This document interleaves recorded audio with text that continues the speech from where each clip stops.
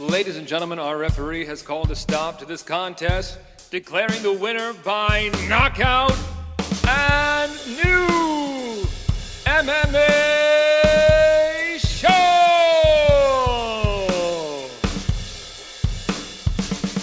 Greetings, ladies and gentlemen, and welcome to another exciting round of and new MMA show. I'm your host, Michael Hansen, and I do all kinds of extra special things with microphones because I'm a ring announcer and I'm a cage announcer, and I'm joined this week, as I am every week, by my two friends who bring MMA punditry to new heights. Introducing to you first, from New York, Mark Priaulx. What's up, buddy? What's up, boys? I will let the fans a little bit behind the screen here. We attempted to record this a day ago. There was a lot of internet issues. It went horribly. We are back for round two. If you are watching this, it means we've accomplished it. Absolutely. That's right. It was rough last night. It was real rough. Yeah. Oh, It was the darkest time this podcast has ever had. And introducing to you now from Florida, Sunshine State, the Nicaraguan nightmare, Omar Artola. What's up, my friend? Well, if you look outside, it's not much sunshine right now. It's a whole hell of a lot of thunderstorms going on. So hopefully it doesn't kill my power as it did a little bit earlier. That was a thing. But I actually just booked my wife and I a cruise for my birthday. Hey. So that should be super fun. We'll be going Where to you cruising DR, going to Dominican Republic, and then to the Cayman Islands, and then back. And so I'll be going to, I think I'm leaving from Miami, I believe. gonna open up some offshore accounts. Yeah, man. Here Do we some go. embezzling. Can neither confirm nor deny. What cruise line? Virgin. It's a complete Nice. adult-only cruise line. Oh, sick. No diapers. Does it kind of take the shine off of visiting the Caribbean because you already live in Florida? No, not by No? any stretch of the imagination. No, the cultures are very different. But like the over weather. there, the weather, sure, but I don't go to the beach. The beaches are completely different. They're a lot more. I almost want to say taken care of in a lot of these other places than they are a lot of the times here. The water isn't nearly as jacked in a lot of those places as it is here. That's true. So there are a lot of positives, and like I said, the culture does make a lot of it too, because it's fun to visit and try new foods and stuff like that. So I enjoy it, and I like traveling. Sure. I'm just fucking honestly, man, I'm overflying right now. I had one bad experience that I feel like is giving me the most Uber PTSD. Oh, really? Yeah. Have you ever cruised before? Yeah, I actually did a cruise in Europe. It was the first time I'd ever been to Europe, and so I went from Spain to another little part of Spain, and then to Italy, and then to France, and then back to Spain. How long was that? Wow. 7 days. Did you feel like it was worth it? Because when I always see those, and I'm like, this seems cool, but at the same time, I'm like, I feel like you almost don't get to experience the places because of how much you're on the boat. So not to get too deep into it, it is worth it, and I'll tell you why. They give you essentially a work day or just over a work day to enjoy the experiences that you have in the place that you're in. The reality is you could stay somewhere for 4 days and still probably hit the tourist places, and so you're not going to get the full. I would say you're not getting the entree of these places, but you're getting appetizers from every single place. And to be honest, for some places, it's kind of better like that. For example, Dominican Republic can be really expensive because of the all-inclusive fees and all these other things that go on there. But I can just enjoy the Dominican Republic for the day, the food and the culture and the beach, and then get back on the boat, and then I'm on to the next place. I get it for I've done a cruise once to the Caribbean. I get it for Caribbean places. It's for Europe where I'm like, I don't know if I can do that. I saw the Leaning Tower of Pisa. I visited a nice Italian restaurant. There's still lots of time to do stuff. You just have to make sure you get back to the boat on time, because they will leave your ass. Let's shift this thing before we lose everybody. Okay. Omar's Travels. Well, gentlemen, we're here for episode 51. Episode 51, part 2, I guess, or take two. Take two. Here we go. So we have a lot to talk about from this past weekend UFC Fight Night, as well as a fight night that we are coming up on this coming weekend. We're going to start off, as we always do, with our first segment on the marquee. We're going to talk about fights from this past weekend's UFC Fight Night. Fiziev versus Dos Anjos. We're going to throw some fights into our lightning round. We're going to find out who rose and who fell in our very own rankings system, the Priaulx Rankings. And then we're going to find out what's going on in the world of MMA news with our segment Inside the MMA Sphere with Omar.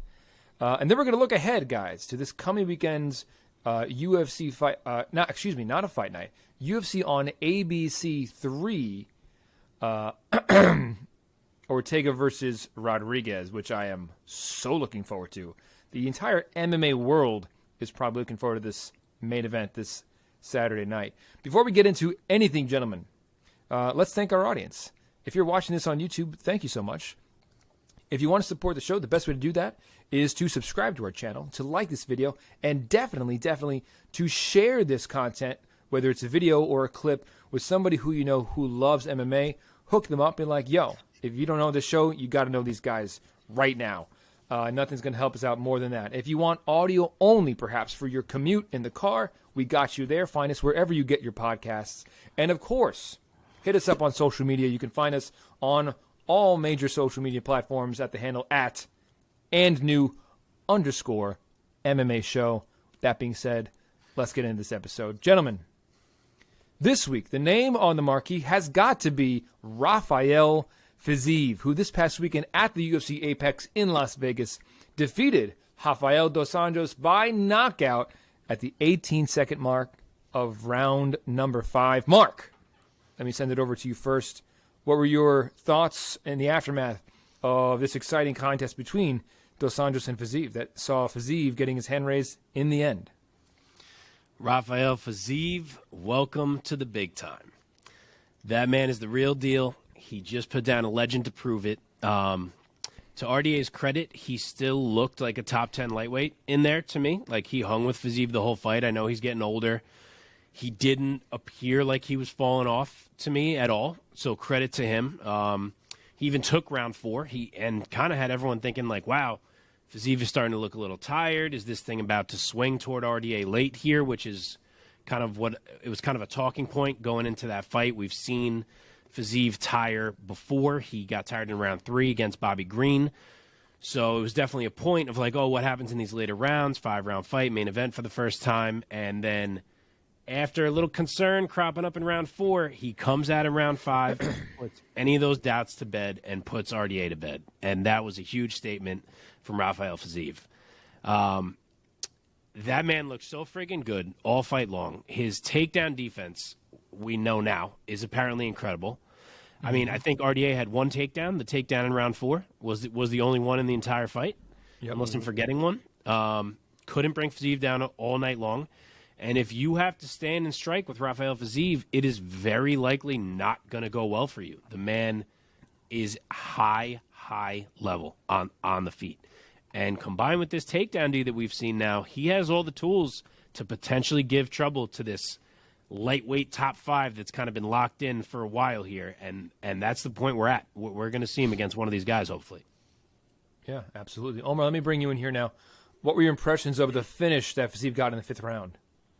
Yeah, I mean, it was beautifully timed. I mean, he plays a really high level Muay Thai game it was really fun to watch.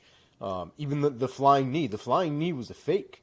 The flying knee was getting him sort of, if you watch that whole sequence in slow motion, the flying knee got his hand to come down, and then he came over with a right hand, which got his other hand to react, and then he was able to slip that left hook right in between his guard and catch him right on the chin. I mean, it's made his legs just snap together, like, just like a twig, just popped him right back together, fell on the floor, and I mean, that was all she wrote.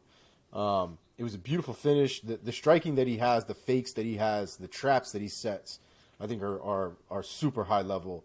The takedown defense was, I think, the most impressive, and I think the most one of the bigger things to take away from that fight. We should keep in mind, though, that when RDA did get him down, Fiziev did not get back up. He had a real problem even getting to, once he was even against the cage, it still wasn't very easy for him to get back up. He was a lot more effective, I would say, when he was clinching standing up, which isn't a surprise considering his background, but he was able to get out of a lot of those problemsome areas. But once his feet were horizontal, he was having some issues. So that should be taken into account, especially once we start getting up into the higher tiers. But it was a fantastic performance from Fiziev. RDA is not a slouch, even still at this point, by any stretch of the imagination. So it's a real feather in his cap, especially to knock him out. I'm excited to see what Fiziev has going forward because it's exciting. Mark, what did you make of the stoppage? I saw a few voices in the internet world voicing displeasure about the stoppage, maybe because of the position at the point in the fight in terms of being later in the fight. What did you think? Yeah, I had zero problem with it. He went down bad, and then Fiziev landed really clean with that one shot on the ground. To me, that was when it gets waved off, which is exactly what did happen. Even after the fight, RDA came out, said he watched it, and he was like, no, there's nothing I can really say about that. I get it. So I don't think there's any controversy on that one, personally. Once the legs force themselves to come together like that, your body is locked up. Like, that's it. We can call that a knockout. The fact that you dropped to the floor and maybe kind of woke back up, that's an argument in and of itself. But you were knocked out, son. Like, but then he eats another huge one on the floor. He does, and it wasn't getting any better. It's not like this dude was going to lay off. It was going to get worse. So it was a great stoppage. A good, very, very good stoppage. Agree. Man, I'm a Fiziev guy, man. He has made me into a fan. He's exciting to watch. He always brings danger into the cage every single fight, every single minute that he's in there. He has great power for lightweight, great frame. He's a problem at 155 pounds in the UFC right now. Let's talk about where Rafael Fiziev goes from here, because lightweight gets real crowded real quick at the top, and he's pretty much there now. Mark, give me the name. Put on your matchmaker hat and give me the name of who you would match up him with next. So, as our listeners know, I've kind of been on this train of Justin Gaethje should be the guy to test one of these guys who are breaking through here. We mentioned Gamrot. Could it be him?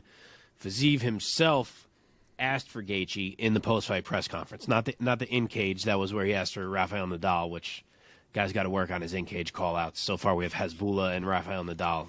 Talk about seizing the moment.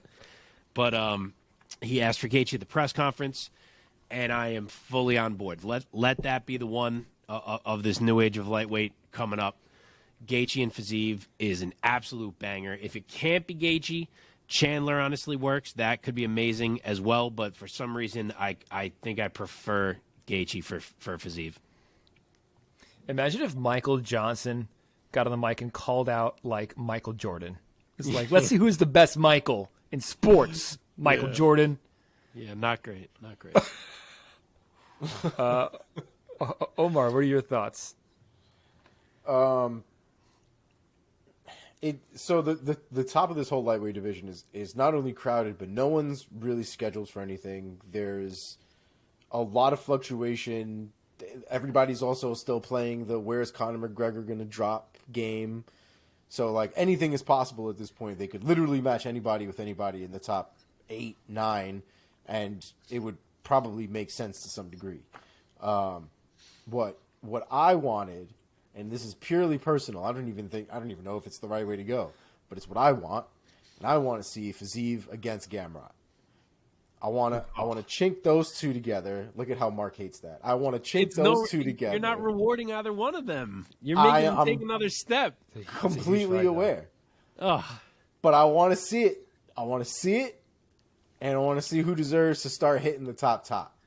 I get the want to see it. I'm just so tired of these same top guys fighting each other all the time that I'd rather Gamrot fight one of them and Fiziev fight one of them. But I get it. Obviously, they both called out Gaethje in the cage. I'm pretty sure Gamrot called him out too. Gamrot did too. You're right. Yeah. I forgot he did. So they both called out Gaethje. I'm fully on board for that fight.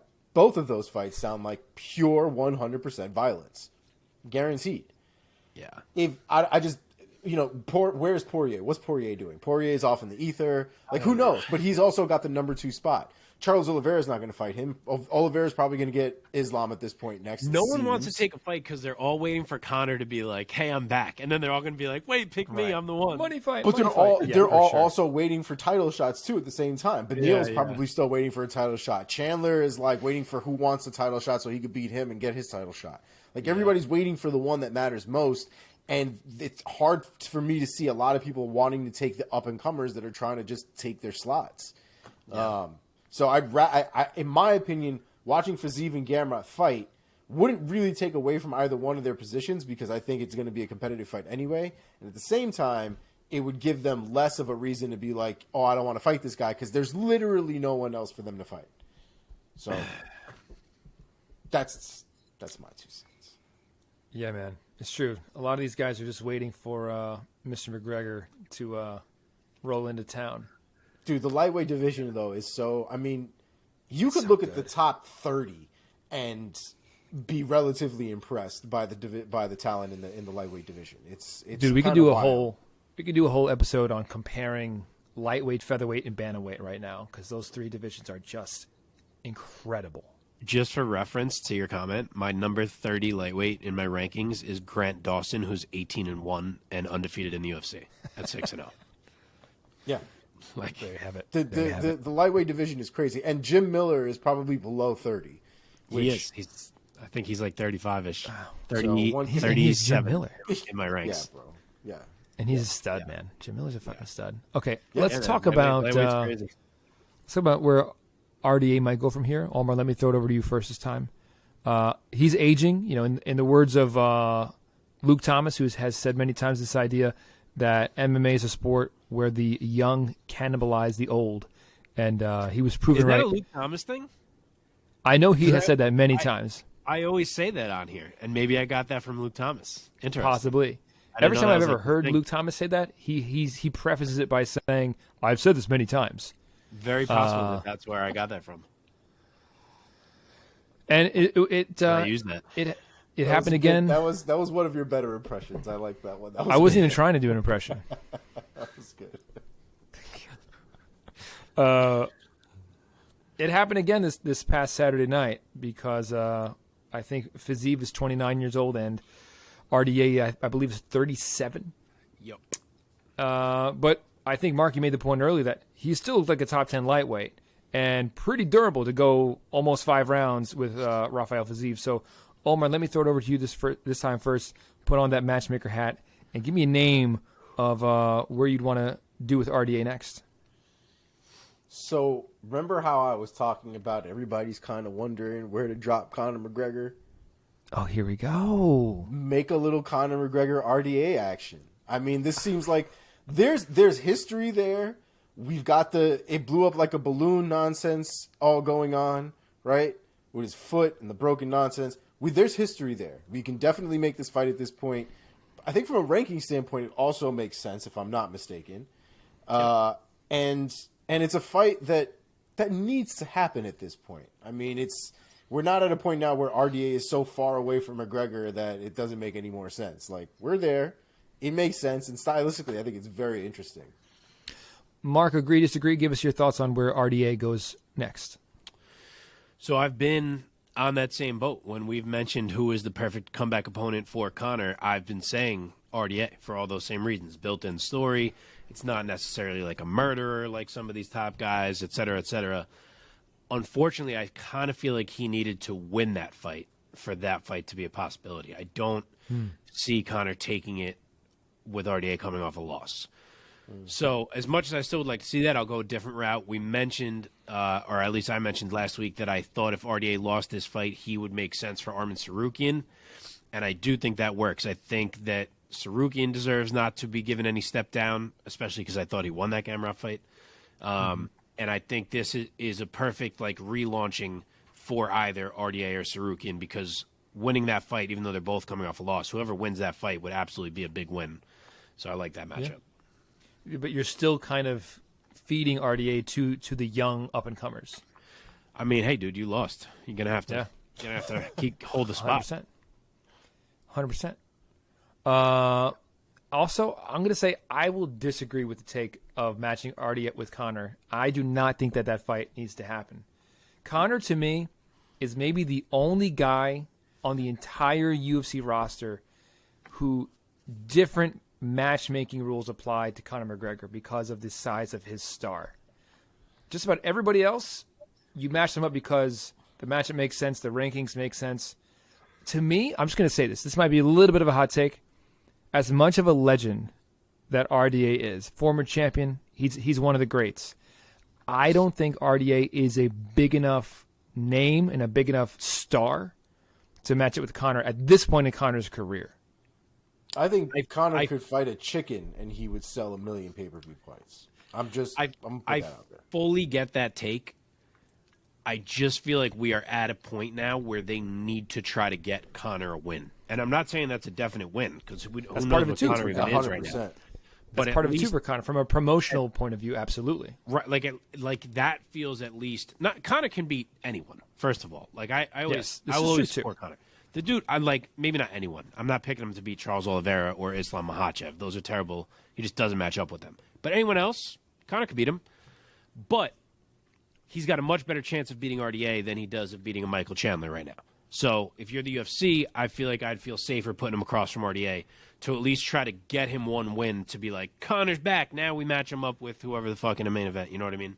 Mm-hmm. I signed up for bouncy Conor. I didn't sign up for this fucking boxing hook spammy Conor. We say it all the time, man. When the training for the Floyd fight destroyed the MMA fighter that Conor was. Jesus Christ. I'm here for bouncy Conor. If bouncy Conor comes back, I'm on board. But if he comes back with this flat-footed bullshit, I can't be a part of it. Anyway, I think this man's going to say he needs to fight at 170 anyway. I don't even think he's going to fight at 155. So? Which I also RDA fits that bill then because RDA is a tweener just like that. So, but, who knows? I hate Okay, let's move on. We could talk so much about this. Conor just is. There's so many layers to talking about. He just got so big. He's fucking huge. Yeah, it's true. Yeah. Let's go on to our other recaps. Congrats to Rafael Fiziev for being on the marquee this week. Let's see. What fight are we talking about next? Nurmagomedov? Yep. All right. Bantamweight bout. Said Nurmagomedov defeated Douglas Silva de Andrade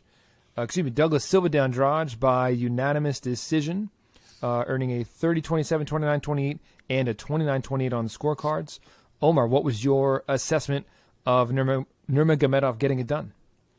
Well, I thought it was a very solid performance. It was definitely competitive. Nurmagomedov had to kind of run through some things at one point. But his striking, I thought, was solid.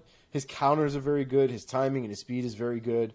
But Andrade made him work. And Andrade definitely made him – he had to push through a couple things sometimes. So I thought it was a good fight. It'll be interesting to see how far Nurmagomedov can go up. I think he has good striking and effective wrestling. But I don't know if it's cream of the crop yet. I guess we'll see. But it was a good performance from Nurmagomedov. Mark, what are your thoughts on Nurmagomedov's performance? I loved this fight. Said comes out, puts on a show in round one, shows why he's got the hype behind him that he does.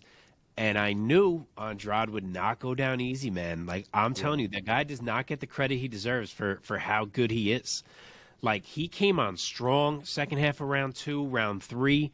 Like, there's even a bizarro world argument where it wouldn't shock me if some people are saying they think Andrade won 2 and 3 and could have snuck out that decision. I don't. I think the right guy won. But, he made it interesting, man. He's an absolute dog, and he kept trying to find a way to swing that fight, a fight where he was at a clear technical disadvantage, and he found ways on multiple occasions. He hurt Said. He had a couple big moments in there. Said will remember that one for sure. That he had to go through a battle there. But with all that said, I do think he clearly won. I do think he's so damn good. He may need to chill out a little bit with the spinning. That much spinning is not really good for anyone. It was a lot, but he is so slick. There was one point where he threw a push kick to the lead leg and then curled it up into a head, and both things landed without ever putting his foot back on the ground. Push kick, pulled it back, curled it into a head kick. It was like a modified 2-touch kick. Like he kicked his leg and then question mark kicked. Yes, from there. Literally. It was exactly that. It was dope. And who the hell does that? That was ridiculous. Yeah, that was good. So he's really good. He's really well rounded. The one thing he has to work on, in my opinion, is how he deals with pressure. It's how Raoni Barcelos beat him, And it's how Douglas Silva de Andrade almost swung that fight. He doesn't do as well as you would think, having such a kicking arsenal and all that. He doesn't do as well as you would think getting walked down. And so far, that seems to be the key to at least unlocking, having a chance against Nurmagomedov. And obviously, Barcelos turned it into a win. So I hope he sees that. I hope he's working on that, because a lot of these guys in the bantamweight rankings are not going to be afraid to bring that pressure to him. But the talent he has is rankings worthy for sure. I think he'll be there sooner than later. Stick with you, Mark. Give me a name of where you would want to go next at bantamweight with Nurmagomedov. So I held off going into the rankings. I'm just outside of it just because I think it's so damn fun. And he still doesn't have a fight, this guy. I don't know why. It's been ages. Kyler Phillips. Give me Said Nurmagomedov and Kyler Phillips standing across from each other, throwing crazy shit at each other, and see who's better at it. Love that fight. That was going to be my suggestion. Was it really? Omar, yeah. Your thoughts? So I don't. My initial thought, especially from a stylistic standpoint, was him against Umar Nurmagomedov, but I don't know. I don't know how that works over there. I don't know if they actually know each other or like if they're cousins. Now you know I'm curious. I have no idea. But if they're not, no, they're not related. Nope. At all. Nope. Then that's the one I want.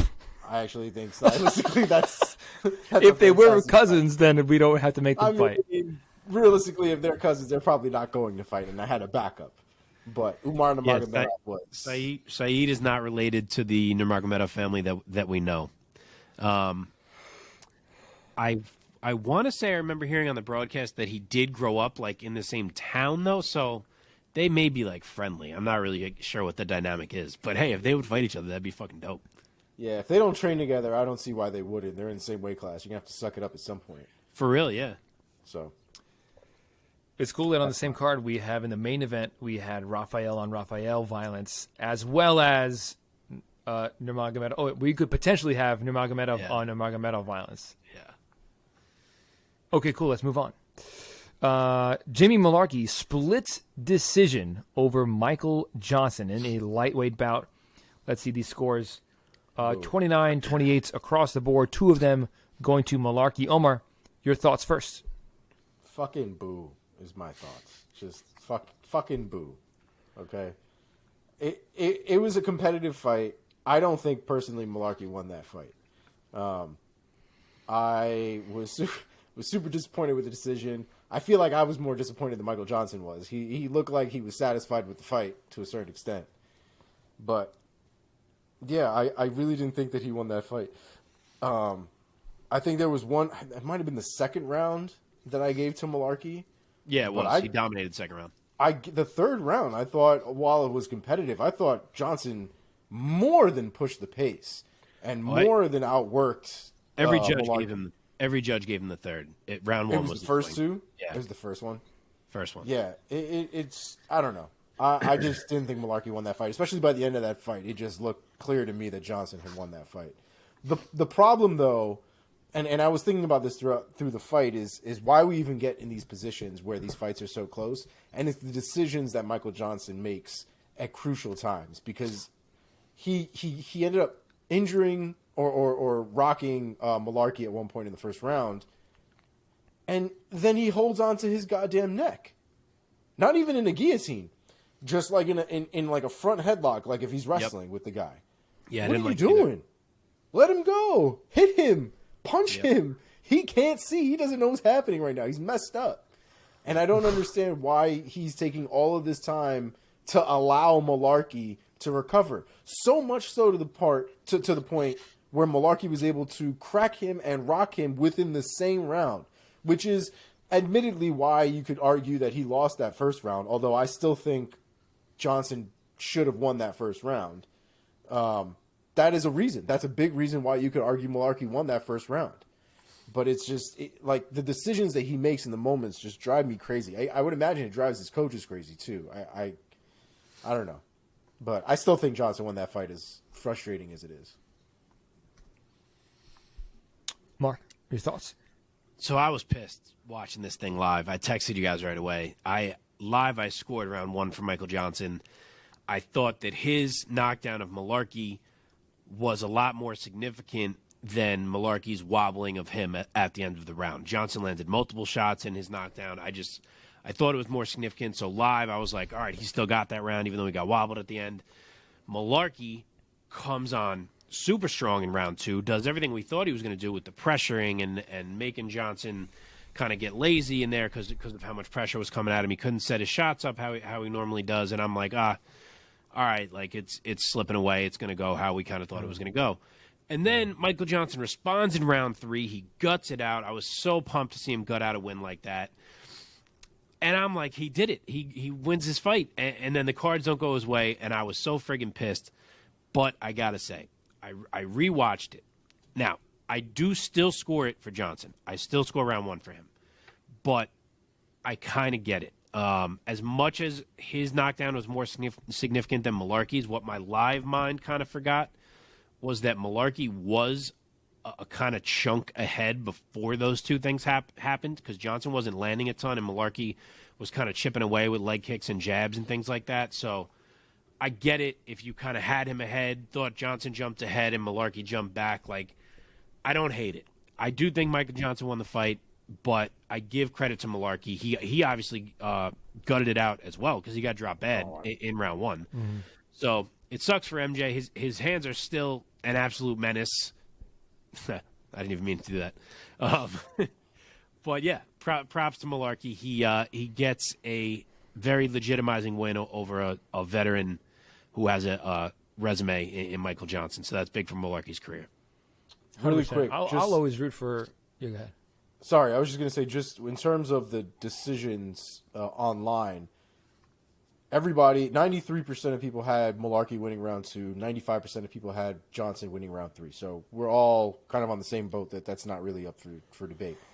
This round 1 debate, you would think it'd be kind of 50-50 or something a lot closer than what it seems. Oh, wait, let me guess. I was going to say 65. So I undershot 77. 77.4% of people thought that Johnson won that first round. Wow. 17% of people thought that Mullarkey won that first round. Yeah, that's tough, man. That's tough. So it just sucks. It sucks. Yeah. I'll always root for Michael Johnson for the most part. I mean, the guy's kind of an OG, man. Winner of one of my favorite seasons of Tough back in the day,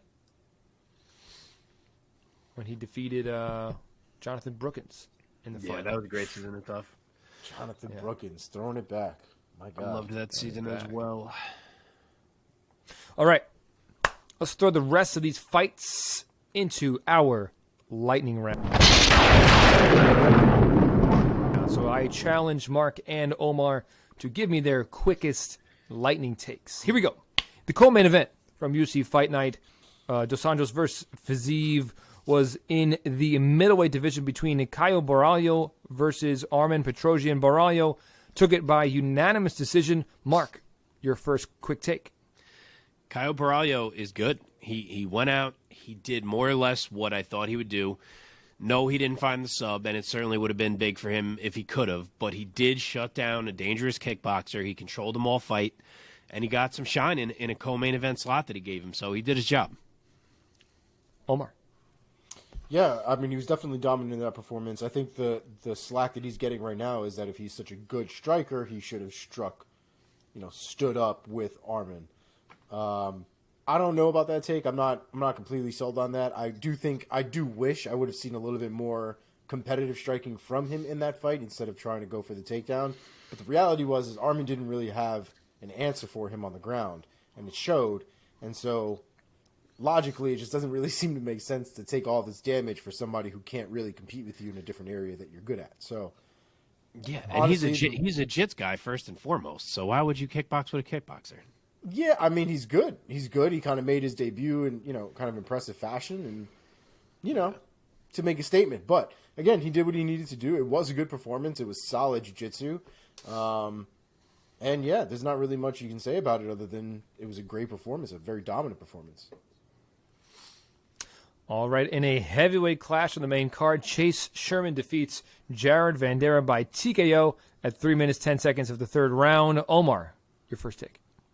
Typical heavyweight fight, man. Just rock and sock 'em robots the whole way around. rocked him here, rocked him there. By the third round, they were both pretty beat up, but I think Chase was definitely in a better spot and finally caught his chin, like knocked him out standing up. It was kind of wild, the end sequence there, but dude's got hands, man. He's decent, but I just, it was a heavyweight fight that didn't really have any stakes. Mark, give us your take. It's crazy the way matchups really do make fights in MMA, because on one hand you have Chase Sherman, who's just been getting wrecked by people, and on the other you have Jared Vanderaa, who, like, yes, he's been losing. I don't necessarily rate him either, but like he hung with guys like Andrei Arlovsky in close fights. So you would think, like, all right, he must be kind of a level above Chase Sherman, who kind of just gets ran through.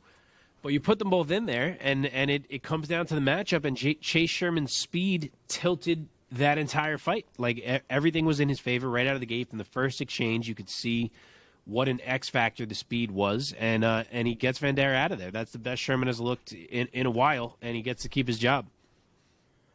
All right, in the bantamweight division, Amin Zahabi defeats Ricky Turcios by unanimous decision, 29-28, all three scorecards. Mark, take it first. This was one of the grossest things I have ever watched. Ricky Turcios beat the absolute shit out of the air. The man watched tape of old school Caitlin Chukagian before the fight and was like, how can I take this and dial it up to 1,000,000? That was awful. He might have had the worst strikes landed percentage in the history of the UFC. It was 11.5%. And wow. Amin Zahabi barely even had to do anything besides land a couple of punches, and he gets to walk out of there with a win. So that was awful all the way around for Turcios. Omar? Yeah, not great.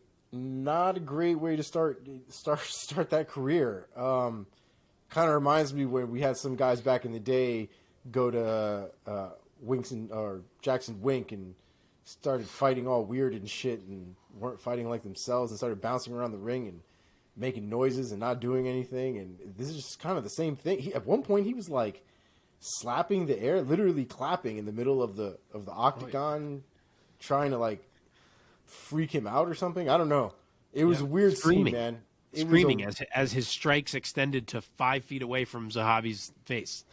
Yeah, it was a weird scene. It was it was like some shit you'd watch in a movie where he's about to get jumped by like 30 guys, and so he does some wild shit. Yeah. And then the camera work helps him and stuff. But it was weird. It was weird. It definitely wasn't one to watch. If you didn't watch the fight, I definitely wouldn't recommend watching it. There's nothing to get out of it. Ricky Turcios is fun on Tough. So Dude, it was so entertaining. It was mind-blowing. Yeah, I'm not really sure what the hell happened. Hopefully that was just, his jitters now that it's his, official run now in the UFC. I don't know. I hope he figures it out because that was terrible. Okay, moving up. Mark, you have one more thing to say? I was just going to say, he comes back to his corner. I forget which round it was, and he's like, that round was mine, right? And then Bisping is like, right after, he's like, so Turcios landed 3 strikes that round. Like, what's happening? All right. In the featured bout on the prelims in the middleweight division, Cody Brundage defeats Tresean Gore by knockout at 3 minutes and 50 seconds of the very first round. Mark, take it first. Cody Brundage, man, it's amazing the leaps that you see guys make nowadays in different aspects of their game. It feels like guys make much more sudden improvements than we're accustomed to seeing in the past. And this guy is a grappler, and he looked so comfortable out there on the feet. And he seems to have natural power, too. So he stood with Gore, looked like he was fine. I'm watching it thinking, like, man, you got to shoot like you shouldn't be here. And then next thing I know, he's dropping Tresean Gore. He put him out, brought him back, put him out again. So there's really some power in those hands. So a big statement from Cody Brundage. Omar, take it. Yeah, I would agree. The only thing I would add is that he's even stronger than I think we realized, because when he put him out when he was on mount, it wasn't even a good angle. He didn't even really use his body to do it. It was actually full arm strength that put out Tresean Gore, which is terrifying. Because if he actually tried to hit him for real, who knows what would have happened. So it was a great performance from Brundage, not a great one from Gore. Especially, having lost the tough finale, and now here we are again. And, he seems like a good prospect. Like, he's got potential for sure, but it just doesn't seem like he's being able to put it all together. So hopefully we see something in the future, but it's just not working out right now. Okay, in the women's flyweight division, Antonina Shevchenko defeated Courtney Casey by a split decision, earning a 29-28 on scorecards. On two of the scorecards. Casey earning her own 29-28. Omar, what were your thoughts? I think this, and I wonder if this is even a stat, but I feel like this fight was the most hook kicks and axe kicks thrown in a UFC fight. I have never seen so many hook kick and axe kicks in one fight in my life. Shevchenko was fighting, I feel, very differently from how she usually fights. Very Taekwondo style. She was completely horizontal and really utilizing the front leg for a lot of her attacks and straight punches on the counter and stuff like that. I wonder what they saw in Casey's tapes to make them think that she was going to be super susceptible to that, because to be fair, she really wasn't. She walked through a lot of those kicks because there wasn't a ton of power behind them. They did make contact. They did, score points, so to say. But they didn't really do, I think, as much damage as she intended for them to do. It was a lot closer than I think that they wanted it to be. I think Shevchenko was playing too much of a point game and not as much of a I'm trying to hurt you game as she should have been, as Casey was. And so I think that's why it ended up being a split decision. But it was an entertaining fight, nonetheless. I really enjoyed it. I had Courtney Casey up 2-1. I'm not mad at the decision, to be honest, but it was a close decision for sure. Mark? Yeah, I'm on the other end. I can't really say I understood the controversy with this one. I thought Courtney Casey lost rounds 1 and 2 pretty clearly. I agree with what Omar said, that it's not like Shevchenko was like wrecking her or hurting her in any way. But I thought she pretty obviously outpointed her for the first 10 minutes of that fight. Sure, Casey came on strong. She's always a gamer, and I give her credit. She absolutely won round 3. But I thought she was down 2-0 after 10 minutes. So yeah, Shevchenko got it done behind the weird horizontal hook kick strategy, as Omar so eloquently put it. Yeah, round 2 was the one I gave to Casey. It was, like I said, it was close, but that was the one I gave to Casey. Yeah. All right, in the featherweight division, David Onama defeats Garrett Armfield by technical submission via arm triangle. Omar, go first. So there's a couple things I took away from this fight. The first one, and I took these things away because of all the hype that Onama has behind his name. He trains with James Krause and his team. He is susceptible, right? I think we saw him take a good hit. We saw him almost rocked to a certain extent. They've kind of built this kid up as being this guy that like runs through guys and is kind of a killer. And he definitely finished with a submission, and it was a bad one at that. I mean, that dude had that arm triangle sunk in, and that was all pressure. I mean, he didn't even need to twist counterclockwise or clockwise to get that choke in. He just had the choke and just pushed down. So he's very, very powerful, very, very capable of getting those submissions. But I just thought that there were some holes in his game right now that I think if he was, as an example, thrown to the deep end, we would see him have some real issues. So he's definitely got some potential, but things definitely need to be worked on if we're going to look at the elite part of that division. Mark, take it. Yeah, this had an interesting angle, actually, because it was a rematch of both of these guys' final amateur fight of their career. You got to give credit to Armfeld, because he certainly hung with Onama for a while there on like 3 days' notice or whatever it was. So good on him. But eventually Onama gets it done. Omar kind of nailed it in the summary of Onama. But I do think the positives are that he has shown a lot of striking. Obviously, we saw the way he took out Gabriel Benitez. And for him to show that aspect of his game and be able to get another finish, this time by submission, it shows you how dangerous the guy can be as he continues to grow. Mm-hmm. Okay, in the light heavyweight division, 2 big boys clash, and Kennedy Zichukwu defeated Carl Roberson by TKO via elbows. The official time coming 2 minutes, 19 seconds of round number 3. Mark, go first. This was easily Kennedy's best performance in the UFC thus far, in my opinion. I figured the size would be a factor in this matchup, and it absolutely was. Kennedy realized early that he had a big wrestling and grappling advantage, and he went back to it all fight, and he just wore Carl Roberson out. It was a grueling fight for Roberson. Zachukwu was really wearing on him, and eventually he just got too tired to keep up the defense, honestly. And Zachukwu smelled blood, went for it, and finished it pretty savagely. Omar? Yeah, it was a dominant performance from Zachukwu. Probably his most dominant in his career, I think, or his UFC career at this point. I would say it's probably the worst performance from Roberson just because of how dominated he was throughout that whole fight. He had zero answer for anything in that fight from bell to bell. I wouldn't be surprised if we don't see Roberson going forward. I'm still not sold on where Zachukwu goes from here as far as his ceiling is concerned. He still doesn't seem to me like a top-tier fighter. But nonetheless, the performance was 100% solid. It was, nothing you could really take away from him in that fight. It was a great performance.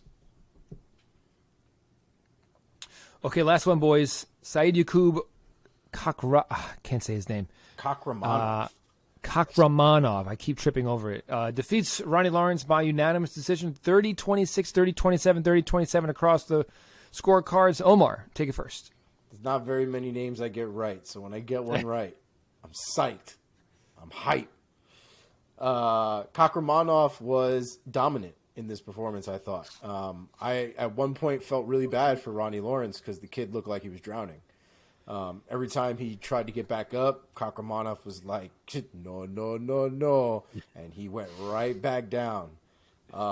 It was a smothering performance. The man literally looked like a wet blanket on him, just completely stuck. And it looked like pure and utter hell to be in that cage underneath Kakhramonov. So good performance from him. Not the flashiest, you're probably not going to get a ton of highlights off of that fight. But he definitely got the W. Mark, bring it home.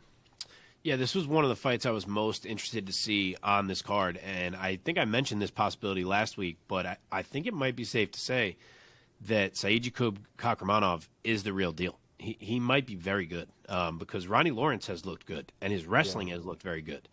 And maybe we're going to learn that Lawrence's wrestling only looked so good because of who his opponents were, so on and so on. But right now, going into that fight, everyone thought Ronnie Lawrence was a great wrestler, and he got absolutely handled in the wrestling department, as well as basically every other department of that fight. So Uzbekistan has got one in Kakhramonov.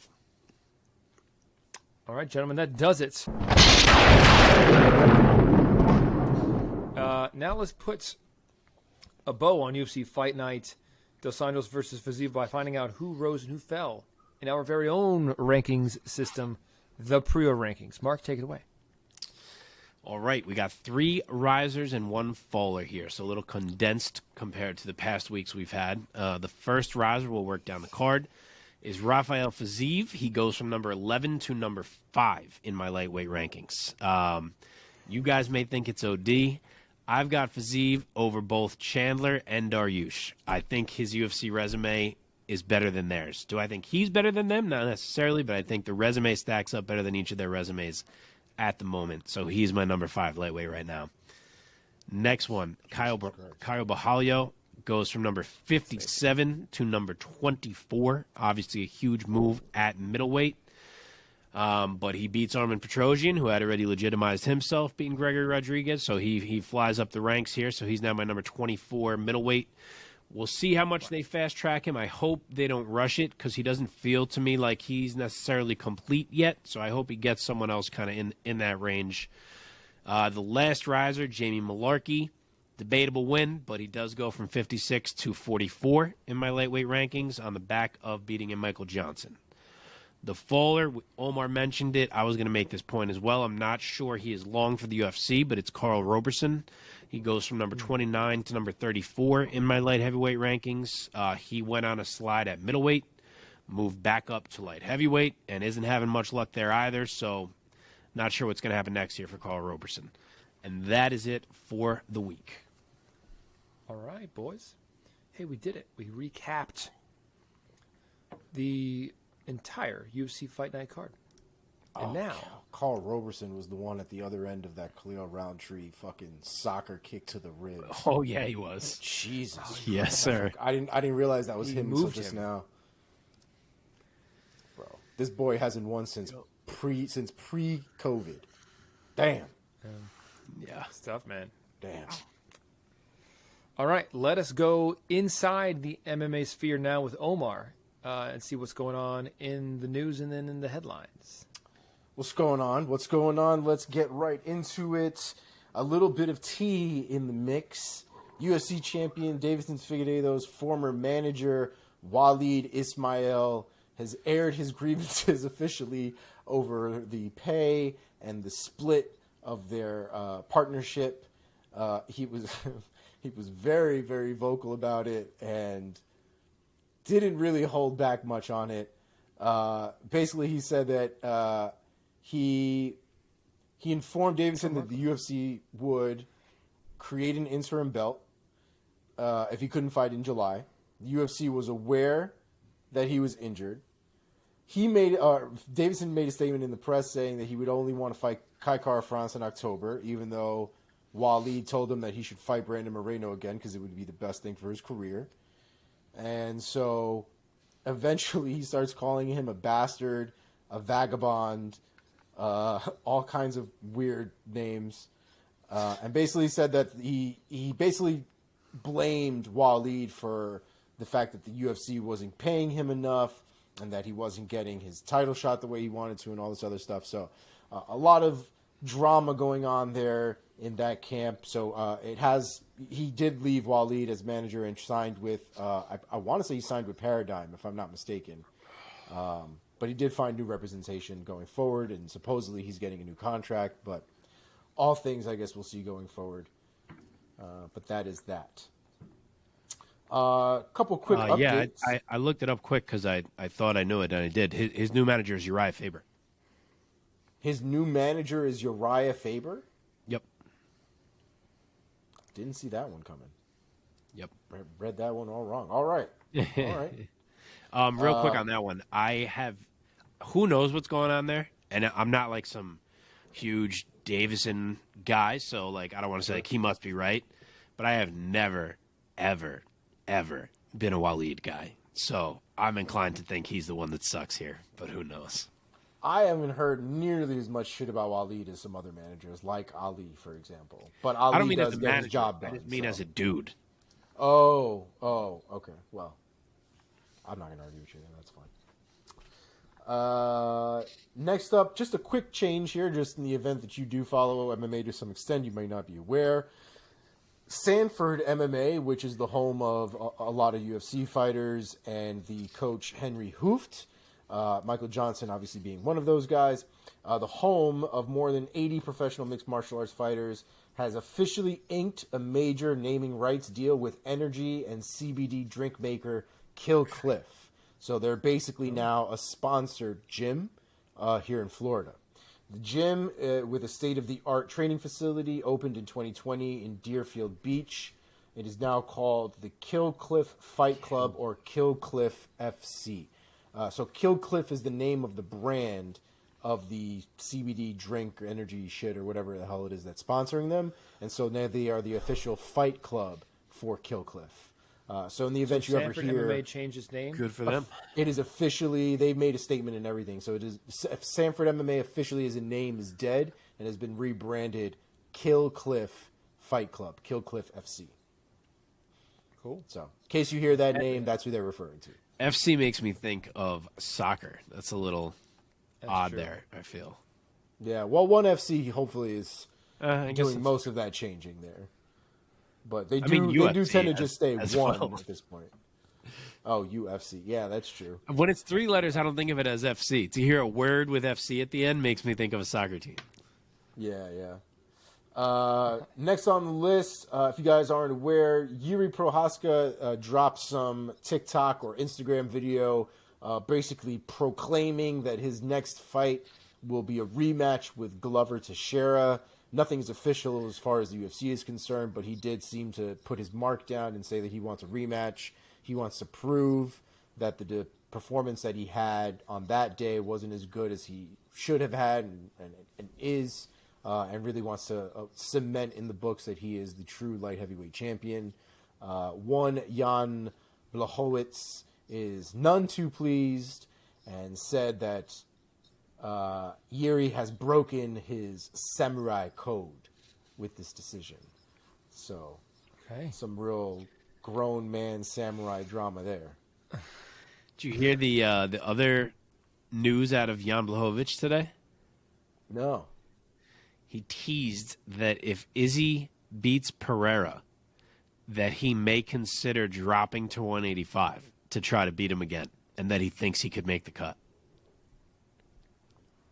That sounds horrible. Considering how he looks, I don't think he can make 185. That was my thought. I was like, are you sure? I don't think he can make 185 at all. I mean, he's pure muscle as it is now, I feel like. He doesn't seem like he carries around a ton of fat. Yeah, it's not something I expected to see today.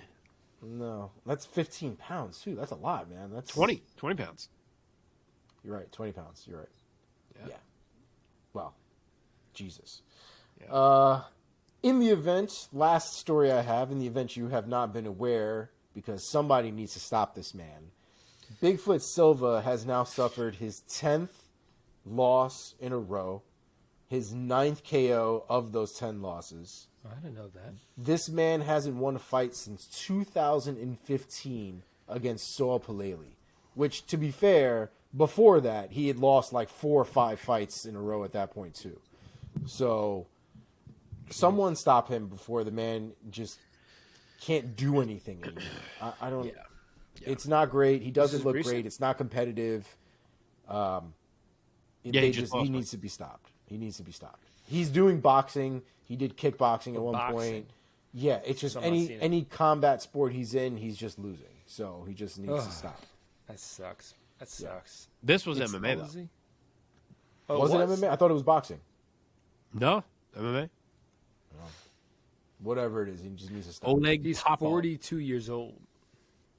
And he's not winning, though. Like, he hasn't won in years. In 2015. How long ago was that? How old did you say he was, Mike? 42? 42. Yeah, so he was 35 then. I mean, that's crazy. It's crazy. Yeah.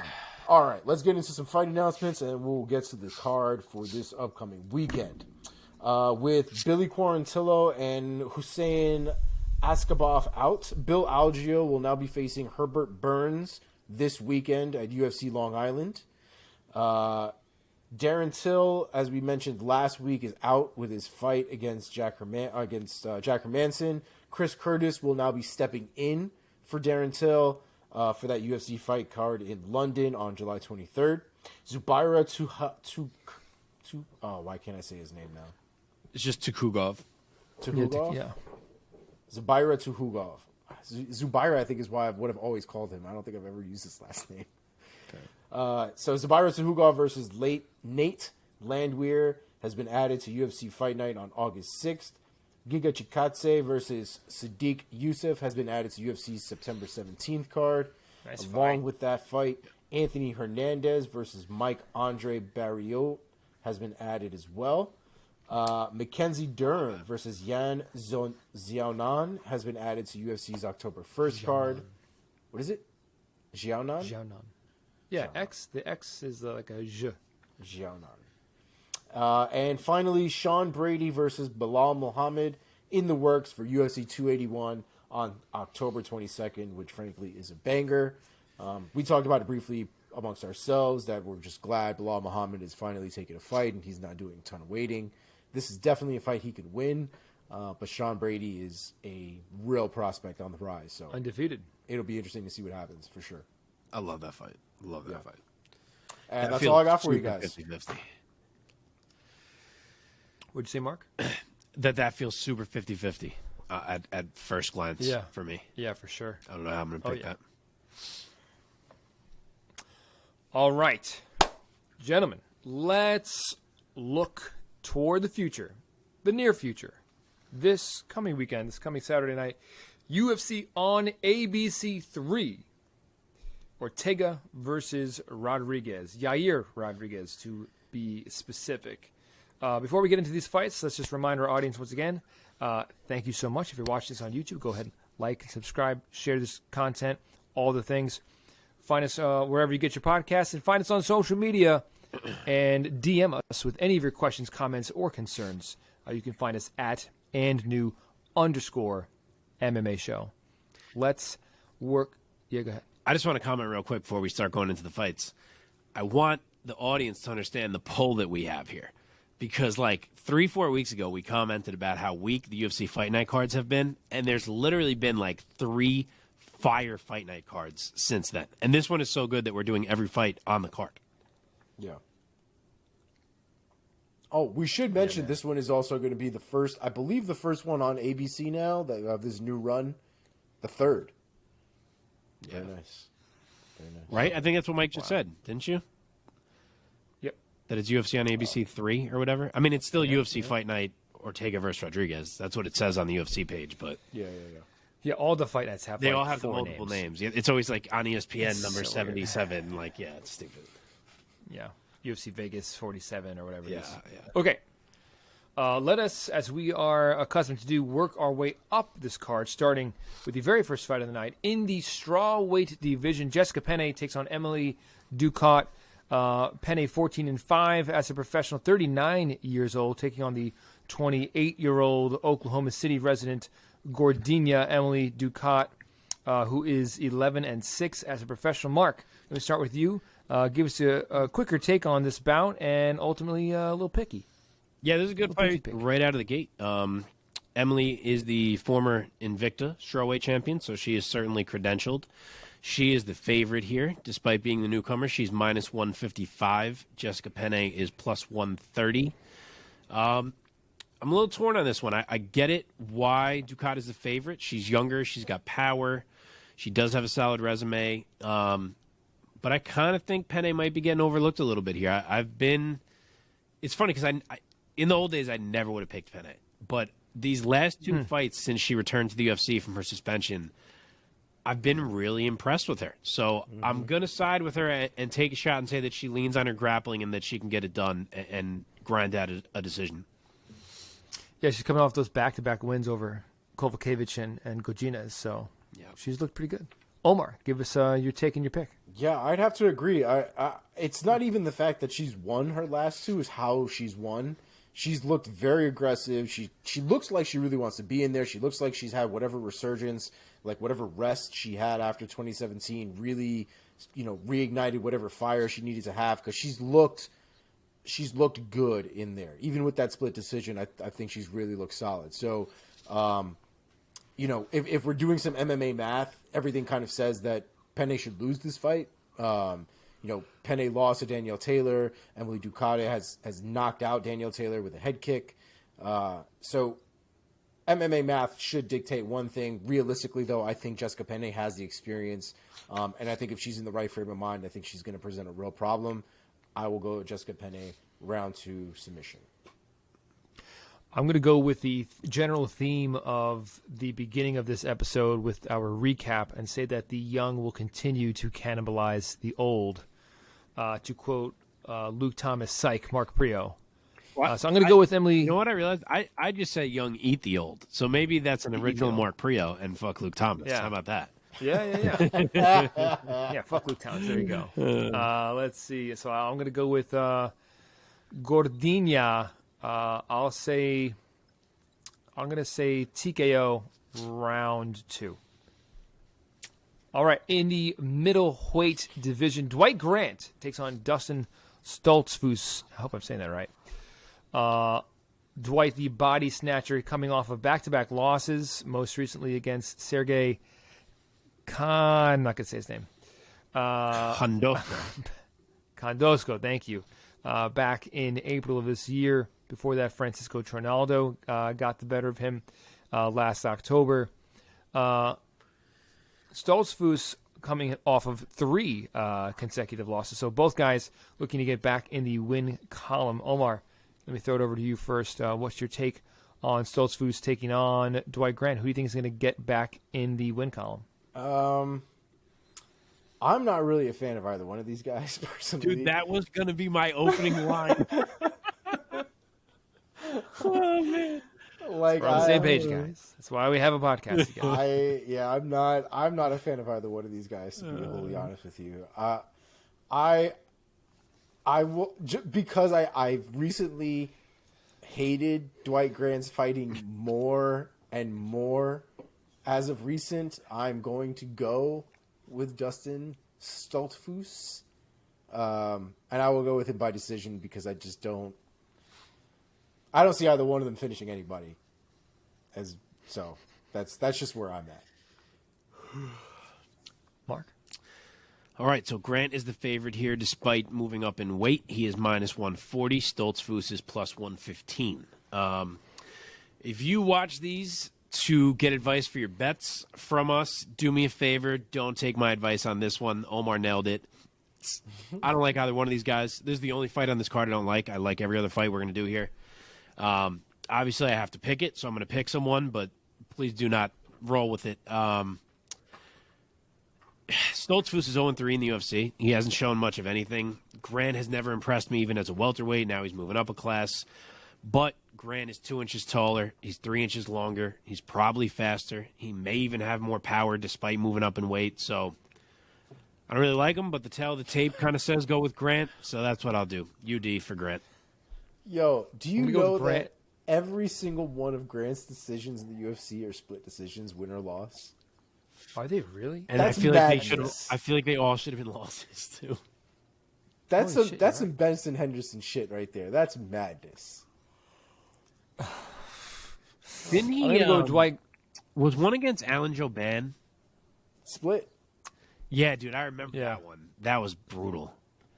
Love Jourdain. Yeah, Love that was a Jourdain. joke. I will go Dwight Grant by decision only because he's the New Yorker taking on the Pennsylvanian. So Is he a that's- New Yorker? that's Wow, that. sorry, didn't know that. Sure Dog says New York, New York. Whoops. Okay, moving He don't on. fight like he from New York. There you go. Third fight of the night. Dustin Jacoby taking on Da-Un Jung or Da-Un Jung. This is a nice fight. Both guys winning streaks coming into the octagon Saturday night.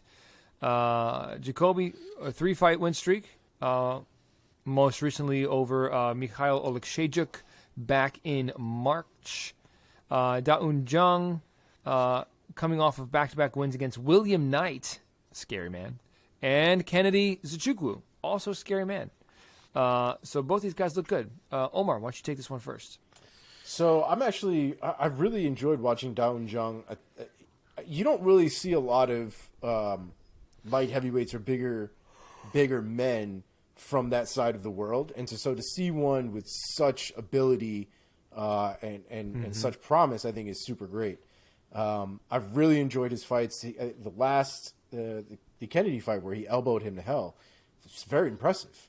Kennedy's not the most well-rounded or the most the sharpest fighter in the shed for sure, but he's still dangerous, as we saw this past weekend. Definitely has the ability to win a fight. But I think Da-Un Jung is on a different level. I think we're still kind of in the middle of the pack here. I still think he has something to do here. So I'm going to go with Da-Un Jung by first round KO. Mark? So yeah, I like this fight a lot. We're getting good on this card already. Both of these guys are just on the edge of the rankings. I actually think the UFC might have even ranked Jacoby. I have him just outside, but whoever wins this fight is going to be in a nice spot. The favorite is Jung. He's minus 125. Jacoby's plus 100, even money. What's interesting is that this fight opened with odds of Jacoby minus 150 and Jung plus 130. So each guy has swung by like 50. And it happened in like a 24-hour span. So seeing something like that is making me really, really hesitant to pick this fight because I was planning to pick Jacoby. But that kind of sudden move makes me think there's like something that sharps know that the public doesn't know. Like maybe Jacoby's injuries that he fought with last fight have not improved or gotten worse. Because remember, he was talking about his legs and that he couldn't kick and so on and so on. So if something like that is the case, then I wouldn't be picking Dustin Jacoby. So I'm a little concerned, but I will pick this as if I'm picking two healthy fighters. And if that's the case, this should be a great fight because I really like both of these guys. Da-Un Jung has a great record. He hasn't lost a fight since 2015. He is a really strong guy, which could play a factor here, assuming he chooses to grapple Jacoby, which you would think he would look to do. But he can throw hands also. He's got power behind him. But the reason that I'm on Jacoby is that I've seen guys like, I forget his first name, Ibragimov and Sam Alvey give Jung trouble standing. Even though he won those fights. Actually, it was a draw with Alvey, now that I think about it. But even though he looked okay in those fights, he's been in trouble standing from guys who he really shouldn't be. And Dustin Jacoby is on a whole other plane than those guys as a kickboxer. So if the legs are fine, if we're back to real Justin Jacoby, who can use all his limbs, I'm assuming he can stay on the feet enough in this fight. And I will say he pieces Jung up a bit and wins a decision. So I'm a fan of both of these guys. I'm more of a fan of Da Un Jung. I love his hands. I think it's great power. And I'm taking him really because I think it's going to be a close fight, but I'm taking him because he has a steeper finish rate with 15 victories. He has 13 finishes, only 2 decisions and 1 draw. Interestingly, both of these guys are undefeated in the UFC with 1 draw in the UFC. No, Dustin Jacoby's not undefeated in the UFC. This is his second run in the UFC. He lost a bunch. Oh, it's his second run. Maybe on this run. Yeah, maybe that's what you're looking at. Sorry. Yes. I didn't look back far enough. Yeah. My bad. That being said, I'm taking Jung. I'm going to go knockout round 3.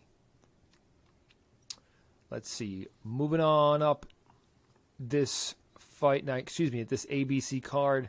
In the featherweight division, Bill Algeo takes on Herbert Burns, who is stepping in. Let's see. Bill Algeo, Senor Perfecto from Pennsylvania, coming off of a win against Joe Anderson Brito back in January of this year. And Herbert the Blaze Burns from Rio de Janeiro, Brazil. Of course, he's the brother of Gilbert, yeah? Yep. Little brother. Yes. Little brother, that's right. He's coming off of a loss against Daniel Pineda, so he's looking to get back in the win column. That loss came in August of 2020, which because of COVID times feels like it was about 3 months ago, but actually there's some distance now on that fight. So he's getting back into the octagon now, looking for a win. Mark, let me send it to you first this time. What is your take on Senor Perfecto Bill Algeo taking on Herbert Burns? So Algeo is actually a pretty significant favorite here. He's minus 200. Burns is plus 170. I thought that would be closer. This one's interesting because it only just came together like this week, maybe a little more than a week. But they both were already on the card. Both of their opponents just dropped out, and thankfully they happened to be in the same weight class. So they were like, hey, let's pair ourselves up and do this thing. So thankfully we still get to see them both fight. It's honestly still a solid matchup. I feel like it might even be better. Oh, actually, one of them, Algeo was supposed to fight Billy Q, right? That would have been a good one. Yeah. But Burns is getting a better opponent than he had before, so it worked out for him. There certainly may be rust for Herbert Burns. Like you said, it's been about 2 years. I will be curious to see how he looks physically because I feel like there was room to improve there. And with 2 years off, maybe he's gotten a little bit more of an athlete here. Algeo, on the other hand, is like your typical tough, well-rounded, not going to be easy for anyone type of fighter. He's been win one, lose one in the UFC, but his losses are to good guys like Ricardo Lamas and Ricardo Ramos. His problems with guys named Ricardo. And I actually thought he looked really good in his last win over Joe Anderson Brito, who we've since seen knock out Andre Fili, so that says something for Bill Algeo. It's going to be a matter of surviving round 1 for him if Herbert Burns still fights the same way because he typically comes at you with everything he has in round 1, whether it be striking or grappling. But I'm going to say he does, and I'm going to say he takes over the fight after that and wins the next 2. So give me Algeo 29-28 UD. Omar. Yeah, Bill Algeo is a little workhorse. And I think Mark has it right that if it goes past the first round, Herbert Burns is probably not going to win that fight. With all that being known, I think Herbert Burns could do it. I think this is a fight that is possible to do it in. Bill Algeo, as a workhorse as he is, still likes to take it to the ground, and I think Herbert Burns still presents a problem down there. And I think that little family of grapplers there probably has some tricks up their sleeves when they go to the ground, more so than others. So I'm going to go with Herbert Burns by submission round 1. Yeah, that's the reason I'm shocked to see him at plus 170. That feels kind of big. The gap between them seems a little much. Yeah. I didn't think Herbert Burns would be the underdog. Yeah, for stepping in, I think Herbert Burns matches up well with Bill Algeo at this point in their careers. They're similar age, pretty similar records. I'm going to agree with Omar. I think that Herbert Burns, he's a talented guy. Just as a point of reference, alluding to what Mark had said about first-round firepower coming out of Burns, before his loss to Pineda, his fights on Contender Series and then 2 fights in the UFC after that, defeated Derek Minner, Nate Landwehr, and Evan Dunham, all first-round finishes. So he does come out like a bat out of hell.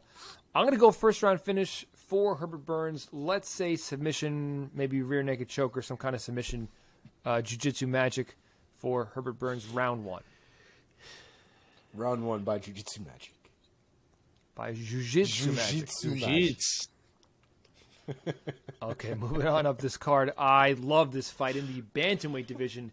Ricky Simón, Jack Shore, the Welshman, squaring off in the octagon. We have Ricky Simón from Vancouver, Washington, riding a 4-fight win streak coming into Saturday night. Most recently defeating Rafael Asuncao back in December.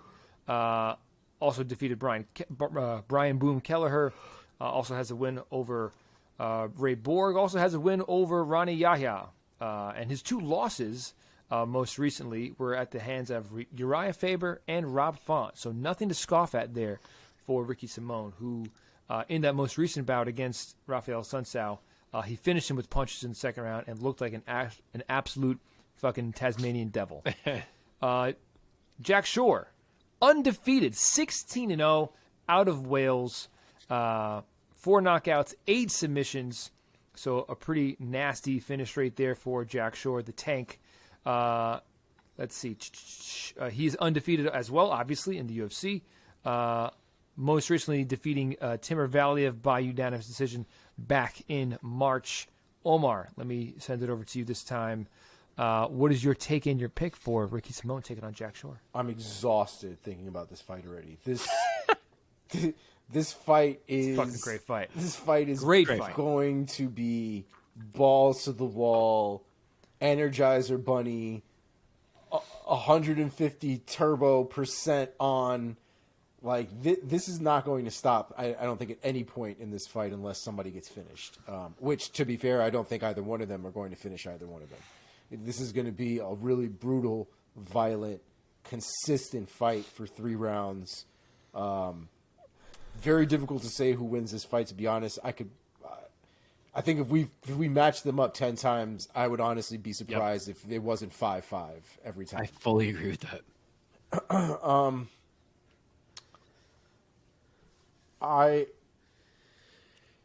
My logic would say to go with the undefeated guy, right? To go with Jack Shore. But the truth is, I really like Ricky Simón. And you guys know how I am. My heart outweighs my logic every time. So, regardless of what I think I know, I'm going to go with Ricky Simón by decision. By UD. UD? Honestly, I wouldn't be surprised if it was split.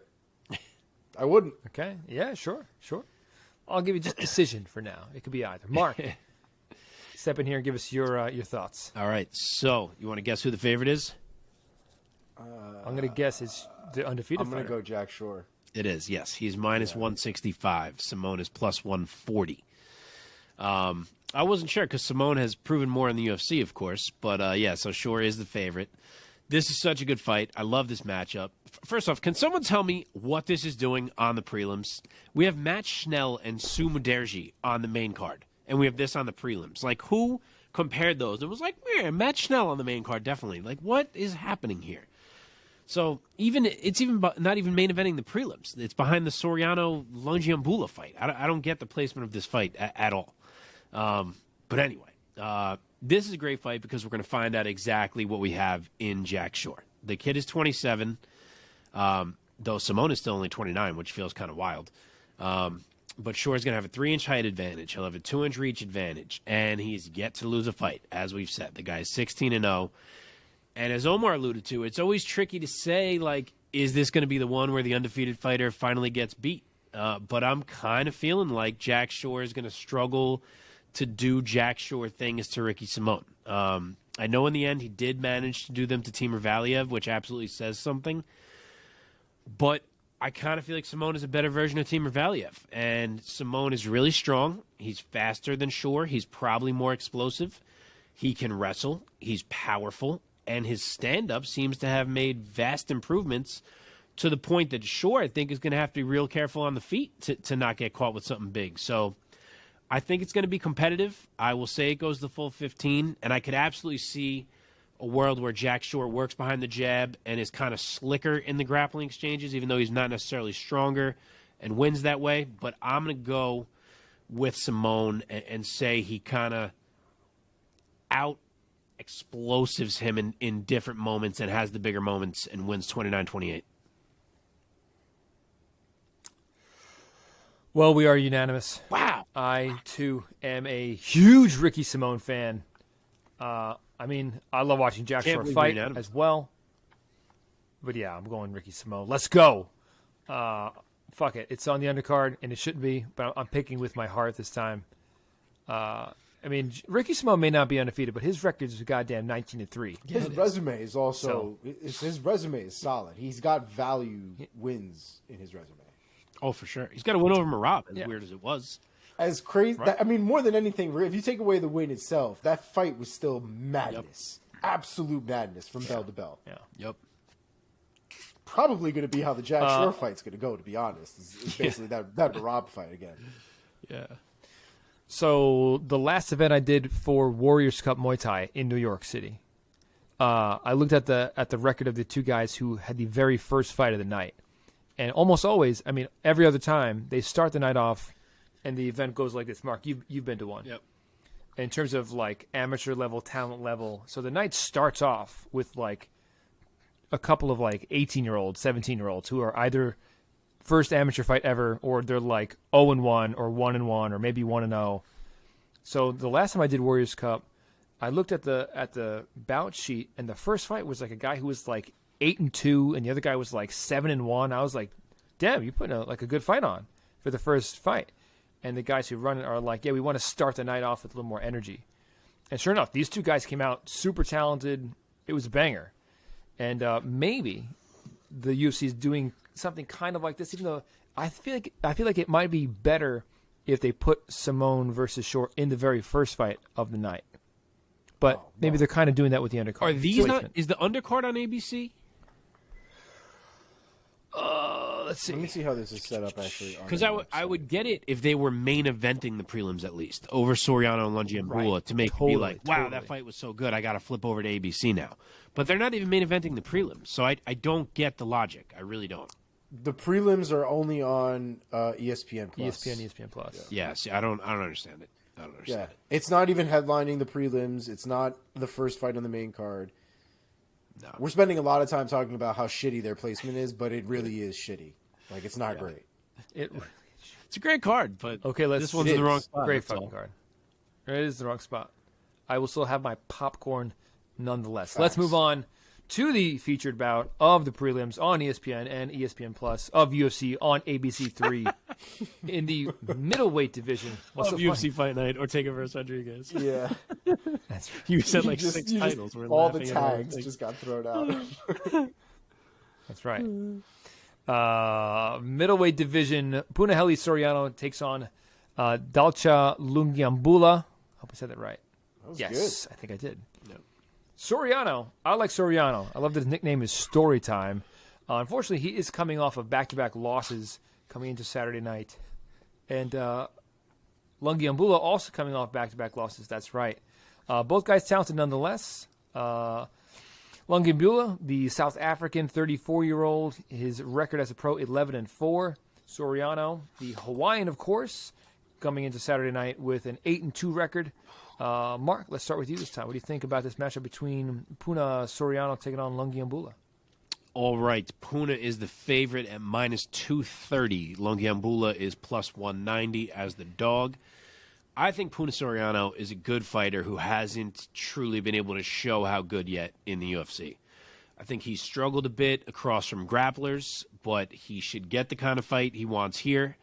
And although Lungiambula will carry a 3.5-inch reach advantage, which could always be a factor, I think Puna puts him down early. I think the exchanges get heated maybe 2-3 minutes into the fight. Puna finds the off switch, round 1 knockout. Okay. Omar? Yeah, I think Soriano is just the better fighter, personally. I also think that he's Dalcha carries around a lot of muscle on his body, and I just think it's going to make him a lot slower than Soriano's going to be. And Soriano's just as strong as I would assume, as far as striking is concerned, to Lungiambula. So I'm going to go with Soriano by KO. I'm going to do it round 2, though. I think he's going to have to deal with some shit in round 1. I think there's going to be a little bit of a blitz from Lungiambula in round 1 that he's going to have to survive. I think he will, because I do think he's a better fighter. In round 2, I think once there's a little bit of gas and some lactic acid buildup, I think Soriano will excel and take him out in round 2. We are unanimous once again. Soriano. I'm going Soriano by knockout, round number 2. Let's go. Very nice. Nice. Next fight up, women's flyweight. It's getting better and better. We have Lauren Murphy taking on Miesha Cupcake Tate. Lauren Murphy, of course, her 5-fight win streak ended when she challenged for the belt against Valentina. And Miesha Tate, really needing no introduction, former UFC women's flyweight champion, women's bantamweight champion. Moving down to women's flyweight. She took a hiatus after back-to-back losses to Nunes, in which she lost the belt in dramatic fashion, and then she lost to Raquel Pennington. She took some time off. She came back. She looked amazing against Marion Renault. And then she fought Ketlin Vieira and did not look so good. So, Omar, let me throw it over to you first this time. What do you think about this matchup now between the former flyweight title challenger Lauren Murphy taking on the former champion Miesha Tate? So, it's an interesting fight. I think stylistically, Miesha Tate is a much more refined version of Lauren Murphy. I think she does everything that Lauren Murphy does, but I think she does it significantly better than she does. I think there was a lot of problems in that Ketlin Vieira fight with Miesha Tate. I think there was a bit of a size difference, number one, that she had to overcome, and it didn't really seem like her takedown. She was either able to get in on them or get them completed as it was. I don't think she'll have that trouble here against Lauren Murphy. I even think her striking will be way more effective in this fight than it was in the Ketlin Vieira fight. I wouldn't even be surprised to see a lot more hands getting thrown in this fight from Tate. But I do think she ends up dominating Lauren. I think Lauren showed that against Shevchenko there are levels to this, and I don't think Lauren Murphy is anywhere near that upper echelon of fighter when it comes to the champions in that department. Miesha's been there. Miesha's tasted gold. You know, we can talk about how different technique-wise other strikers look to the way she strikes and this, that, and the other. But Miesha has elite-level ground skill, and she also has proven that she has the heart of a champion, because even when she loses, she still very much has fight in her to come back and win. So I'm definitely going to go with Miesha Tate. I will go with Miesha Tate by TKO, round 2, ground and pound. Wow. Ground and pound? Wow. Ground Mark, and pound. Take it. Miesha. I like the confidence. Just about a 2-1 favorite. She's minus 210. Lauren Murphy is plus 175. So, yeah, we got Miesha Tate starting the 125-pound experiment here, trying to get herself into a fight with Valentina Shevchenko. It's going to be interesting to see her down 10 pounds. Of course, I'm going to pick her to start it off with a win, because I don't pick Lauren Murphy ever. But truly, I expect Miesha to be strong at 125, assuming she makes the cut with no issue. And Omar nailed it, honestly. I'm not going to rehash everything he said. I think he nailed it with how they match up, with the advantages that Tate has in there. And I don't really see what Lauren Murphy has in her game that matches up well with Miesha Tate. It just feels like a safe matchup for Tate to me. I think she's able to control the whole fight. Whether it's the grappling or the striking or a mix, I think she is the one that dictates it, controls it. I think she looks good. UD Miesha Tate. I think the thing that Tate ran into against Ketlin Vieira, I think Omar touched on it, was really that size difference. Yep. I mean, Ketlin Vieira, Miesha Tate's listed at 5'6", Ketlin Vieira is listed at 5'8", but somehow Ketlin Vieira just looks like a giant in there. She looks like she's 6 feet tall, standing over these other girls. She looks so much thicker. That's not too. Like she just looks a lot. I know, yeah. Wider. She's big. Yeah. That's not as much going to be the case with Lauren Murphy, who is 1 inch taller than Miesha Tate, but I believe that that size differential is not going to be a factor here. And I agree. I mean, I would hate for Lauren Murphy to kind of spoil Miesha's return tour, more.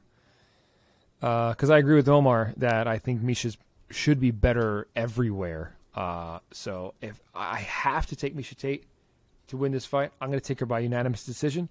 And if Miesha Tate does not win this fight, I will be very sad. I'll tell you right now, if Miesha Tate looks fantastic and gets caught by something stupid like a flying knee or something like that, I won't cry. Like, I'll be okay with that. But if Miesha Tate looks like garbage against Lauren Murphy, we're in a completely different realm of reality than I'm prepared for. So I'm just hoping that that's what's not the case. Yeah. I mean, look, Lauren Murphy, she has 15 wins. 8 of them are either KOs or TKOs. So it's not like she doesn't have, strong punches that she can put together. But come on, Miesha. Come on. You want to know what's crazy? So, obviously, Manon Fior is fighting Jessica Andrade, right? And assuming Manon Fior wins that fight, title shot probably belongs to her. Say Andrade wins. She's not going to fight Shevchenko again right away. At least I wouldn't expect it. If Miesha Tate wins this fight and Andrade wins that fight, Miesha Tate might get a title shot right out of the gate on her name alone. Let's go. It sells. It 100% sells. Of course. Oh, and wouldn't you love to see Miesha try her chances against Valentina? I would love to see. I would love to see Shevchenko. Yeah, I mean, stylistically, it actually seems like a terrible fight for Miesha, but I would still love to see somebody with actual championship experience. Like, we haven't seen a real super crazy contender against Shevchenko in years at this point. Yeah, I would probably argue a majority of her. Andrade has that pedigree. Yes, yes, you're absolutely right. Yeah. But there have been other ones that don't necessarily fit that mold, and they've just sort of gotten title shots by default, Yes. Cool. Let's see. And just so y'all know, Lauren Murphy versus Miesha Tate is the first fight on the main card. Yeah. So it's pretty good. Not bad. Okay, this next fight. Fire. Yeah. In the featherweight division, Shane Hurricane Burgos takes on Charles Air Jourdain. What a great fight, man. Featherweight's awesome. So you have Burgos, 31-year-old from Woodbury, New York. He's 14-3 as a pro. 5 knockouts, 5 subs on his record. After dropping back-to-back fights to Josh Emmett and Edson Barbosa, nothing to scoff at, Burgos got back in the win column by taking the decision over Billy Quarantillo. And he's looking to stay in the win column, obviously, this weekend. I mentioned his record, and he's also 7-3 in the UFC. Jourdain, back-to-back wins coming into this weekend over Andre Ewell and Lando Venata. He's looking to extend that win streak to 3, obviously, this weekend. And he himself is 4-3-1 in the UFC. Mark, let's start with you this time. What is your take on Burgos versus Jourdain? Really exciting, nice little featherweight matchup. Yeah. The hometown boy is the favorite here. He's minus 175. Jourdain is plus 145 as the dog.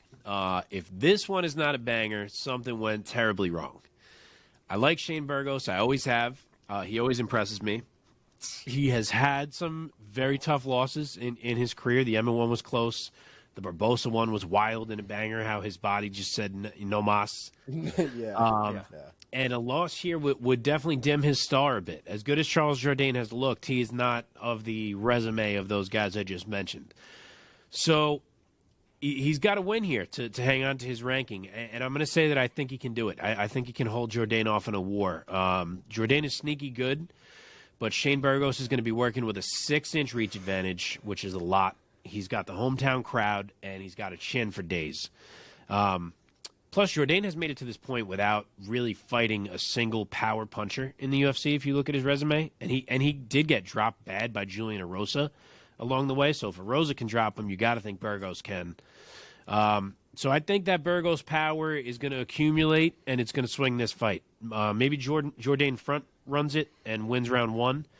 But I think Burgos starts to accrue damage on him to the body, some solid headshots. It adds up, eventually breaks him. I will say Shane Burgos gets a TKO in round 3. Oh, baby. Omar, give us your thoughts on this awesome featherweight matchup between Burgos and Jourdain. Yeah, this is a crazy, crazy fight. I love Shane Burgos. Charles Jourdain, though, in his recent fights has just looked really aggressive and impressively aggressive. I feel like he's taken a different step in his career. Like, it's very different from, I feel like, the Jourdain that we've seen before. And Shane Burgos has looked equally good, to be honest. Even in his losses, I thought he's looked very solid, very competitive with the guys who are top tier. And even against the Edson Barbosa, when his body just said no. His body betrayed him. He was very much still in that fight, very much willing to keep going. And it was still competitive even when his body turned off. So it's right now, considering the circumstances, if this was Charles Jourdain against somebody else, I probably would pick him. But against Shane Burgos, I don't think I can. So I'm going to go with Shane Burgos. I do think it's going to be a decision, though, and I think it's going to be a hard-fought decision. I wouldn't be surprised if this is fight of the night or if the Ricky Simone was fight of the night. Either one of these has recipes for pure violence. Or the main event. 100%. Or the main event, right. Main event's got to be in that running as well. Sure. Yeah, but I agree. I think if I had a bet on it, I think I'd bet this one. Yeah. Really? That's nice. Dude, this one is going to be fire, Dude, man. Jourdain is great to watch, but I'm a huge Shane Burgos fan. Wow, we're all Hurricane Burgos. Shane is my guy. I'm going Burgos as well. I agree that I think it's clearly going to be a scrap. Could be a war. What always impresses me about Burgos and why I love watching him is because some guys are savages, but you might not say are super skilled. Some guys are very skilled. You might not say are savage. Shane Burgos is both. Yep. I think he actually, while being a killer, he managed to actually be very, very skillful and pretty technical, in my opinion. And yeah, the fights that he's dropped recently, out of his 3 losses, 2 of them are against Josh Emmett, who now is at the top of the division, and Edson Barbosa, who strike for strike is one of the best kickboxers at 145 pounds, and a guy who used to be at 155. So neither one of those losses are anything to take anything away from Shane Burgos. So I'm going Burgos. Why not? I'll say he gets a TKO in round 3. That's 4 straight fights unanimous from us. We had some differences early, but we are on the same page at the moment. We should start It's all a these- YouTube show together. It's all these emotional ass picks Okay. is what it is. Yeah. I know. I feel like on pay-per-views, I'm a little more disciplined. I'm not picking guys that I root for, but on this fight night, I'm kind of like, fuck it. Fuck it. I don't know if any of us are big fans of these next 2, so we'll see. It's true. Let's see. In the flyweight division, yes, Matt Danger Schnell taking on Sue Mudaerji. I love his nickname, though, the Tibetan Eagle, fighting out of China. Let's see. Matt Schnell, he's coming off of a loss at the hands of my guy, Brandon Royval, this past May. Mudaerji riding a 3-fight win streak coming into this Mudaerji, weekend. no? Yeah, I think it's My bad. Mudaerji. Mudaerji? My bad. The Tibetan Eagle, nonetheless. He's riding a 3-fight win streak coming into this weekend, and he's 3-1 in the UFC so far. So, Omar, let me send it over to you first this time. Mudaerji versus Schnell, what's your take? So the last fight that I feel like Mudaerji had, it wasn't as impressive as his fight before. Matt Schnell is a wild dude. The last fight that he had against Brandon Royval was one of those fights that could have gone either way depending on who caught what. In the middle of those scrambles, Matt Schnell is definitely the type of guy to get in those wild exchanges and those wild scrambles if he needs to. And to be honest, I think amongst most people, I would probably pick Matt Schnell to succeed in that area. And so for that reason, even though he's had a little bit of a rough outing in his last few fights, I'm going to go with Matt Schnell by submission, rear naked choke. Mark, what's your pick and your take? So Mudaerji is a big favorite here. He's minus 275. Matt Schnell is plus 215. I mentioned it earlier, but this one feels like a bit of a speed bump to me on the main card. I'm not sure why this one was not swapped out for the Simone one. But I think this basically comes down to Mudaerji dictating range and Schnell trying to crash inside of it. I think Schnell may actually have to adopt the same strategy he did against Royval of just making it like a crazy scrap, except it will actually make sense in this fight, whereas in that one it didn't. I do think Schnell is live and could do it. He's good at finding small moments to capitalize on things, I would say. But I think Mudaerji just has the advantages. I think he's the better striker. I think he is very good at dictating that range. I think he can keep it. I don't think he's at a disadvantage in the grappling. I think he can hang enough, and I think he's just going to outpoint Matt Schnell and take a UD.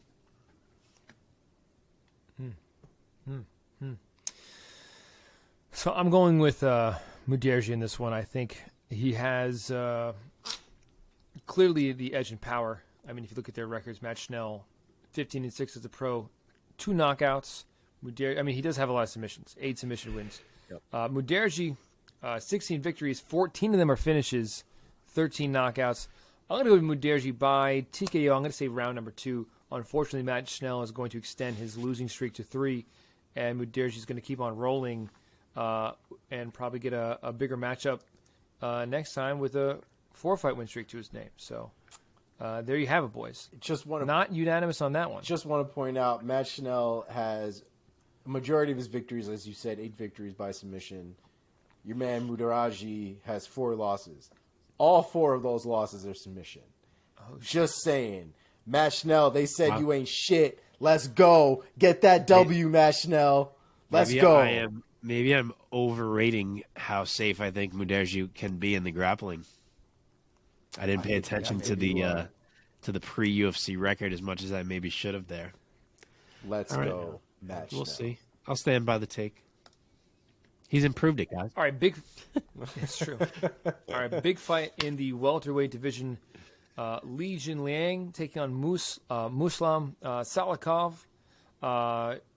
Li Jingliang from China, obviously, is 18-7 as a pro, 34-year-old. Let's see. Out of his 18 victories, he has 13 finishes, 9 of them knockouts. Saikhov, the king of kung fu from Dagestan, 18-2 as a pro. You know, God, all these guys from Dagestan have fucking great records.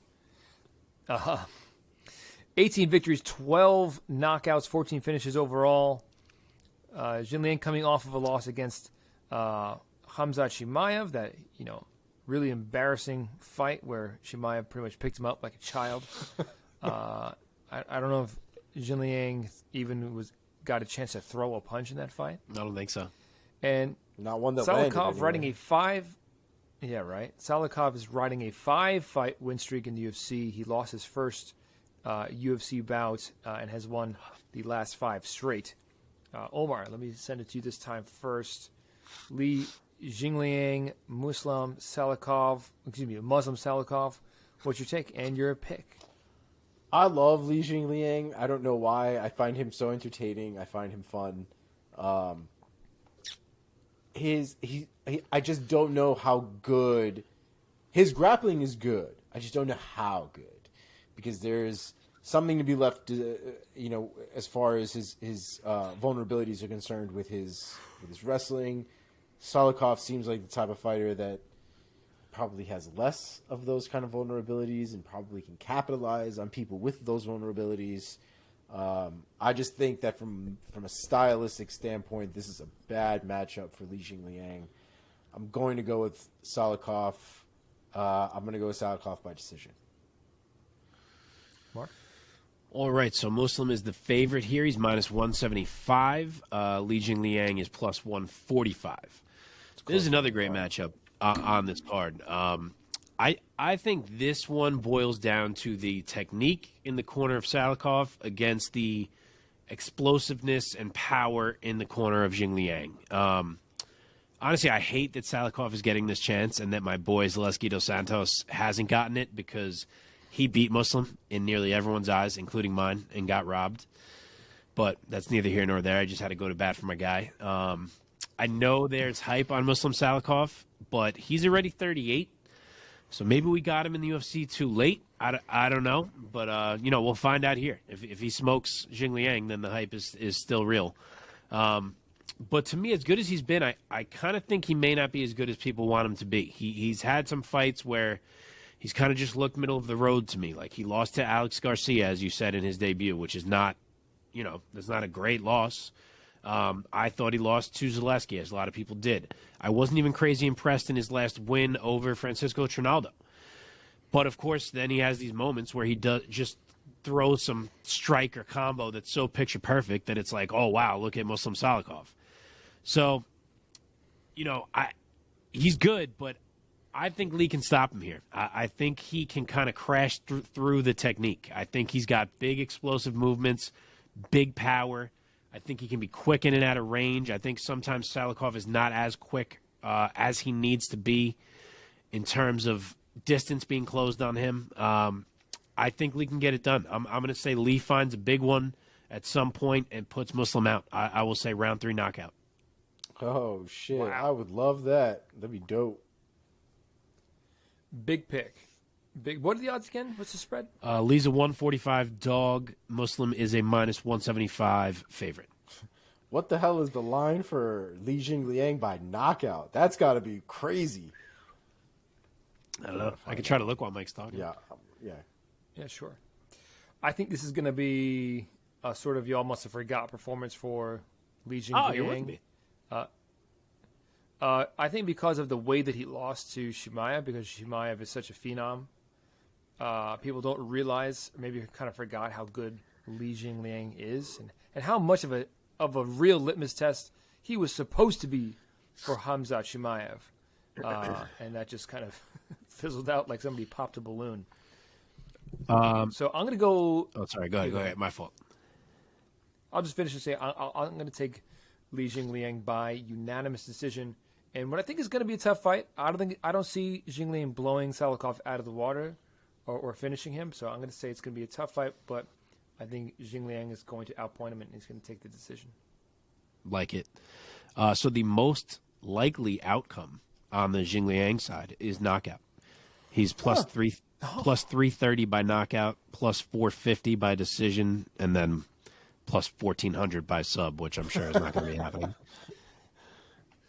Yeah. Interesting. Okay.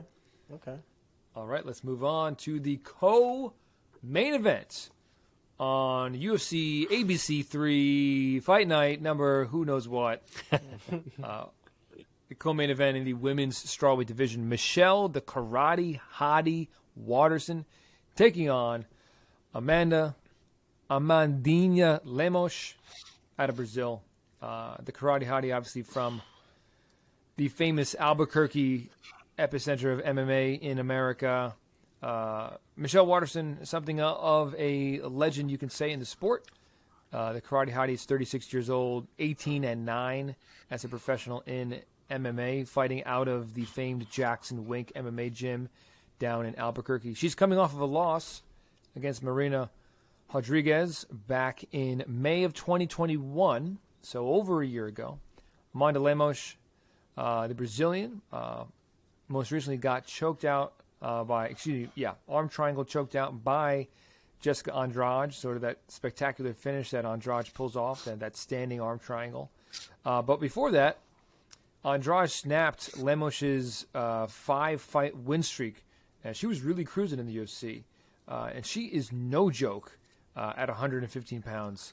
So I think this is going to be a big handful fight for Michelle Waterson. But let me not give my pick away. Let me get to you guys first. Mark, let me send it to you this time first. What's your take on Waterson versus Lemos at 115 pounds? Lemos, big favorite, minus 330.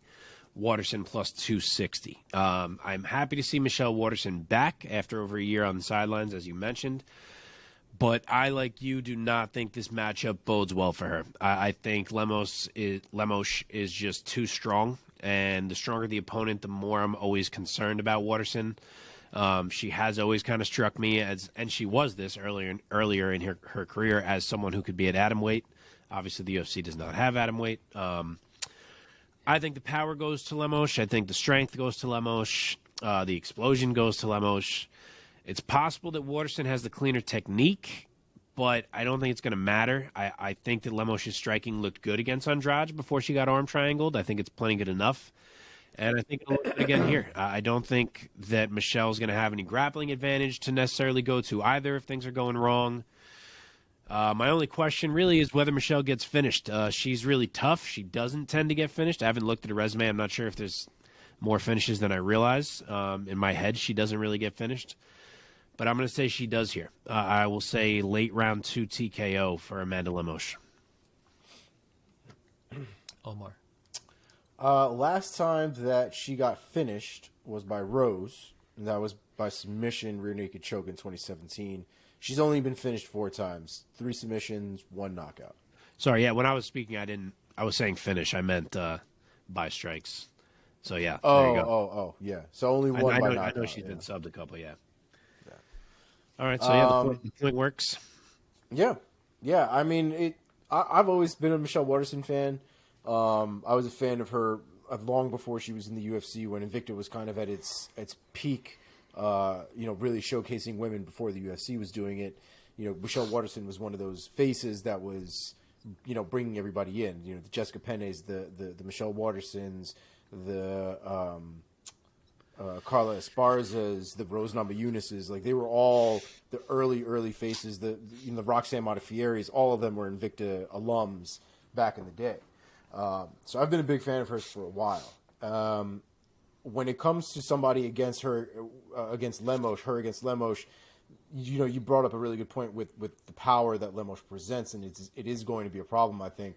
The one thing that Waterson likes to do, I feel like, in these situations, when there is somebody who's stronger or presents a real striking issue, she tends to rely a lot on her push kicks and her side kicks. Mm-hmm. I honestly think that shit's not going to work for 3 rounds. The one thing I know is, the push kicks and the side kicks are going to start making her tired if Amanda's able to push through them. They'll probably work early, they'll probably land early, but I think the more that she throws them, the weaker they're going to get over time, and the more Amanda's going to be able to push through and probably capitalize on a lot of them. The one thing we also know is those side kicks also usually don't come with anything behind them. They're usually distance makers. And so if anything does go wrong with those techniques, whether she misses, slides off of a sweaty body, or whatever the case is, if Amanda's able to close distance off of a counter from one of those kicks, that's probably going to be Michelle's ass. I just think Michelle needs to be more perfect than not in this fight when it comes to her ability to win and not get knocked out. And I think Amanda has a little bit more wiggle room to not be perfect, so to say. So I'm going to go with Amanda by knockout. I think it will come late in the fight, but I do think she finds her chin. I'll go 3rd round knockout.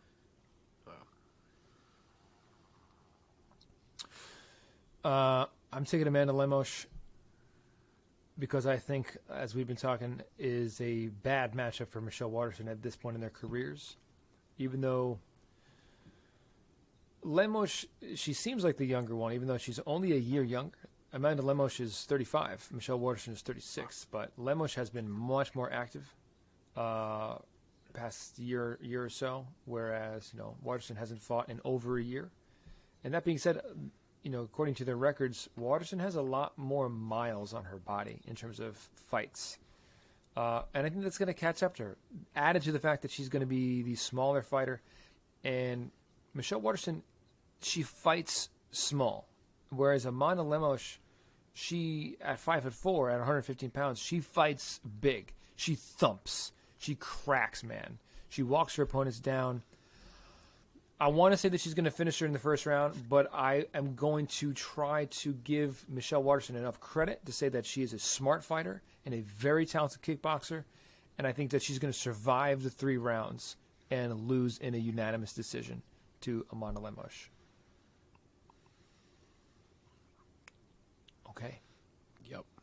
The time has come, gentlemen, for the main event of the evening of UFC on ABC 3. Oh, baby. Brian T-City Ortega taking on Yair Rodriguez in a consequential featherweight bout. Brian Ortega went 14-0 as a professional before he fought Max Holloway. He at that point, stepping into the cage against Max Bless Holloway, Ortega had a 70% finish rate and had finished his previous 7 opponents going into that fight against Ortega. He, of course, lost that fight to Ortega, the first and worst loss of his career. He came back, he bounced back, and looked amazing against the Korean Zombie. And then he challenged for the belt and lost decision to Alexander the Great Volkanovski, who is now the number 1 pound-for-pound ranked fighter in the UFC rankings. Is he really? Yair Rodriguez, yes. Wow, I didn't see that. Did I share that with you guys? Yeah, I shared that with he you guys texted us today. earlier about it. No, that was from MMA Fighting. Oh. That's their Yeah, ranking? Yeah, it's not yeah, the yeah. UFC's. The UFC's is still Kamaru. Yeah. Alexander's second. Yeah. You know, to be honest, I didn't even know that MMA Fighting had their own ranking system. Yeah. I think only for like top Top 10s and tens. shit, but yeah. Okay. Okay, continue. Either way, Yeah. that's nothing to scoff No. at. No. Yair Rodriguez El Pantera from Mexico. He himself is coming off of a big loss against Max Holloway. That fight was a war that Yair Rodriguez took the worst of. Both guys went to the hospital after that. But it was a war nonetheless. A lot of Yair Rodriguez's fights tend to be wars.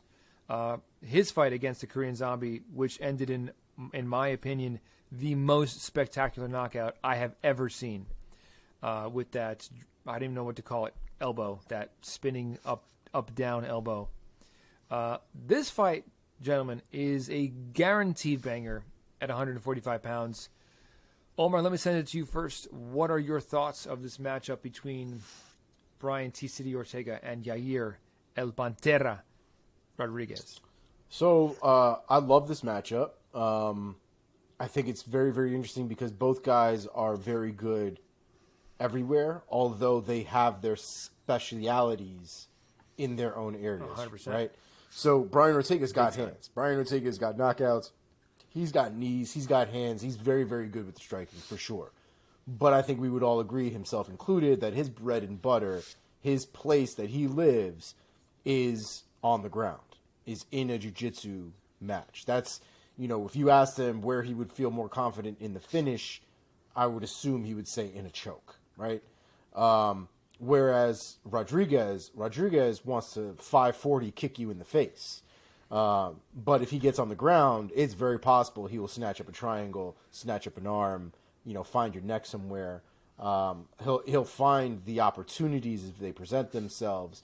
But I think, actually, that's probably the best way to describe it. I think they have the ability to present themselves with more opportunities, give themselves more opportunities in their specialities, right? So Yair is much more able to present more opportunities and lay more traps in the striking department, where Ortega would probably do the same in the grappling department.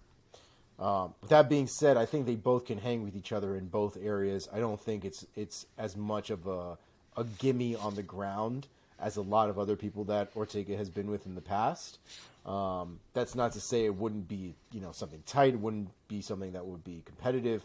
But I think Yair would be able to hang down there for a majority of the fight. Definitely a possibility that he can get caught and get finished in a grappling match for sure. But the same way, I think that Brian Ortega has definitely got the ability to stand up with Yair as well. Yair throws a lot of flashy shit that I don't think Brian is going to fall for like other people have. And I think it'll be just as competitive on the feet as it could be on the ground. So with all of that being said, it is a very difficult decision to figure out who's going to come out on top. This is another one that I don't know if they're going to finish each other. I just think they're both going to be really fucked up by the end of this fight. I want Yair to win. I want Yair to pass that ceiling that seems to have been ever so slammed in his face time and time again. But it just seems like Brian Ortega is just a tall order to get past. And I just don't know if this is the one that he's going to be able to do it on. I want him to. I will be rooting for him. But I think this is Ortega's fight, and I think he will win. I will go by decision, Brian Ortega. Wow. Omar, I really had you pegged for Yair.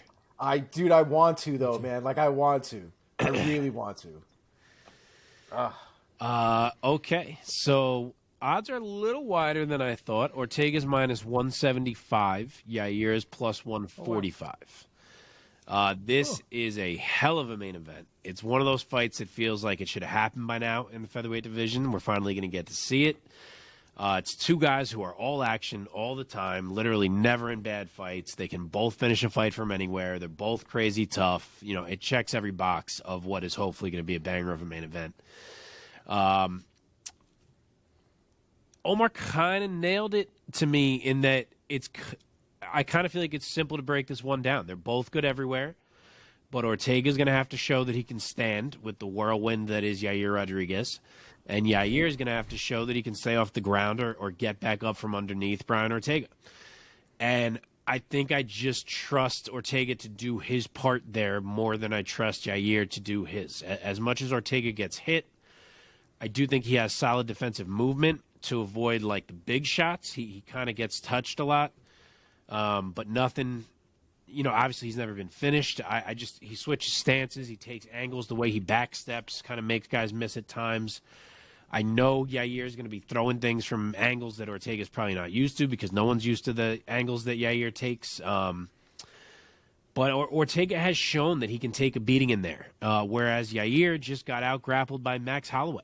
Like, as good as Yair looked in that fight, it was Max's wrestling and grappling that may have made the difference on those cards. So for that reason, I'm leaning towards Ortega. And then on top of that, I think Yair fights with a very loose style. Like he escapes from being crowded by making movements that you wouldn't exactly teach. Like against Holloway, he kept like doing the big head ducks to weave in and out. And he strikes me as someone who sometimes thinks that he's safer than he is. And I don't think someone with that mentality, it's the same reason I picked Oliveira over Poirier, because I feel like Poirier sometimes moves like he's safer than he is. And Oliveira is a guy who will snatch that. And I feel the same about Yair, and I feel the same about Ortega, in that he is the guy who will snatch a sub on you in the blink of an eye when you think that you're fine. And I think that happens. I'm going to say Ortega grabs a guillotine in round 3, submission finish for Brian Ortega. I will say, when it comes to Yair, the thing that is, I think, always frustrated me, and it'd be really nice to see something fucking different from that kid. But the thing that has always frustrated me is whenever he does get taken down, he has this affinity to stay on the ground and play a jiu-jitsu game that he's not going to get. Like, after a certain point, like, you still on the ground trying to play this and never really trying to get back up doesn't work. And he's lost fights because of those decisions. The Frankie Edgar one, I think, granted, getting up from a Frankie Edgar takedown. I was going to say that one, he was just getting drubbed. But Jesus Christ, he didn't even really try to get up. Like, he just stayed in the guard, kept trying to play guard, kept trying to hold him down. Like, there was at no point ever him trying to frame, shrimp out, try to work his way to the cage. Like, I get if you couldn't, but he never even seemed like he tried. He seemed like he was content to just stay on the ground and try to find a submission and ride the round out from the bottom. And against somebody like Brian Ortega, if Brian decides to take it to the ground for whatever reason, like, that's not where you want to be. Like, you don't want to stay down there voluntarily because I don't think that he's going to be able to submit Brian Ortega. I think at best they might be able to cancel each other's submissions out, but I don't think he's going to be able to catch Brian Ortega in a submission. And so staying on the ground from bottom like that, just for whatever reason, it just doesn't seem like it's going to help him. So I hope he's seen that in his tapes and somebody's making that adjustment with him. I also think Ortega is going to be very motivated to find a sub. having those two tight on Volkanovski to potentially become the champ and not finishing either one, I think he's going to be motivated to come in here and be like, I am still that guy, and I'll tap anybody. Yeah. If you've heard his interviews, that shit sounds like it eats at him when he brushes his teeth, when he's like making breakfast, like that. I haven't watched. Dude, he's like, he thinks he was talking to the reporters, and he was like, I think about it all the time, like, how the fuck did he get out of that guillotine? How did he get out of that choke? Wow. And he said, we all think the same thing, Brian. But the thing I love about Brian, though, and one of the reasons why I think Brian is going to really be at the top of the heap for a long time is that mentality. He's not like where McGregor, for all the things we talk about McGregor, one of the things that drives me crazy about McGregor is his delusions, and like O'Malley too. Like O'Malley thinks that he's like 17-0 now or whatever the hell it is, with a knockout win over Pedro Munoz or something like that. Like Brian Ortega is very honest with himself. He's like, he was tough. He's a tough motherfucker. Had me messed up. I thought I was going to win the belt, and I didn't. And I got played. I played myself. And he's like, I got to take a page out of Volkanovski's book, man, because he's just a tier above everybody right now. And he really had me feeling like I sucked, like I was really just not a great fighter. And so, he had to go back to the drawing board. And I mean, think about it though, dude. Think about how we said it after the Holloway fight, how much better Volkanovski looks than Holloway. You can't tell me Holloway didn't go home that night in his private time, in his own headspace, and for a moment think to himself, man, I don't think I'm better than that motherfucker at all.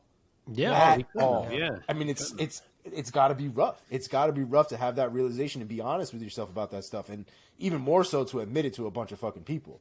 So I think it makes Ortega, in my opinion, stronger because it allows him to put all his cards onto the table, and it almost holds him accountable for his future things going forward. Whereas you keep lying to each other, you keep deluding yourself, and you almost take the zing out of the actual accomplishments. You know what I mean? Because you're downplaying the reality of the situation. I think it says more to me when Brian Ortega goes, Volkanovski fucked me up, and as a result, I had to step my game up. I had to go that extra mile. I realized that I could have been doing more, that that there is another level for me to achieve because Volkanovski whooped my ass. Whereas O'Malley's like, nah, dog, Pedro Munoz ain't shit. Next fighter. And I just don't think, from a mentality standpoint, I trust that Brian Ortega mentality over an O'Malley standpoint any day of the week. Yeah, I like it. All right, Mike, we both went Ortega. Are you going to go the other way here or what? Wow, unanimous Ortega. First say. Poor Rodriguez. My rationale is this. I think my rationale is kind of similar to yours, Mark. I think, for me, it's two parts. I think Yair should be difficult to get a hold of for Brian Ortega because he fights with a Taekwondo style, with a wide stance, a lot of hopping and awkward angles. Awkward for other MMA fighters. Every division has like one of these guys. Yep. Has a Yair or a Wonder Boy or like a Michael Venom Page over at Bellator. Yep. It's like style matchup is tough for these guys to stand against. That being said, even though Yair finished Korean Zombie in the waning moments of a 5-round fight, for me, the fact that this is a 5-round fight makes me lean more towards Ortega because across 5 rounds, no one else kind of like Khabib said, he's like, you can stuff 8-9 takedowns. I just need one, brother. I just need one. And not that Ortega is a takedown guy, but like you said, Mark, I think Ortega just needs, the smallest window opportunity, and he snatches shit up so fast. And I think that is going to be the result in this fight. I'll say 4th round guillotine or something like. Wow, we both went with the guillotine. Ortega. Yeah, that's what it's going to be. Yeah, it feels guillotine-y. Yeah. Man, I was not expecting a unanimous Ortega here tonight. Look at that. It's tough, though. To me, it's a close fight. It is. I could definitely. I won't be surprised if it goes the other way. I will not. I just think it's going this way. Like I said, I want Yair both to of these win, man. guys. I want him to win so bad, but it's just I'm hard for me with I'm everything. an Ortega guy. I'll be rooting Ortega. Yeah. Mike, who you rooting for? I mean, I love watching. I'm rooting for Ortega, but I love Yair. Oh, yeah. You gotta love.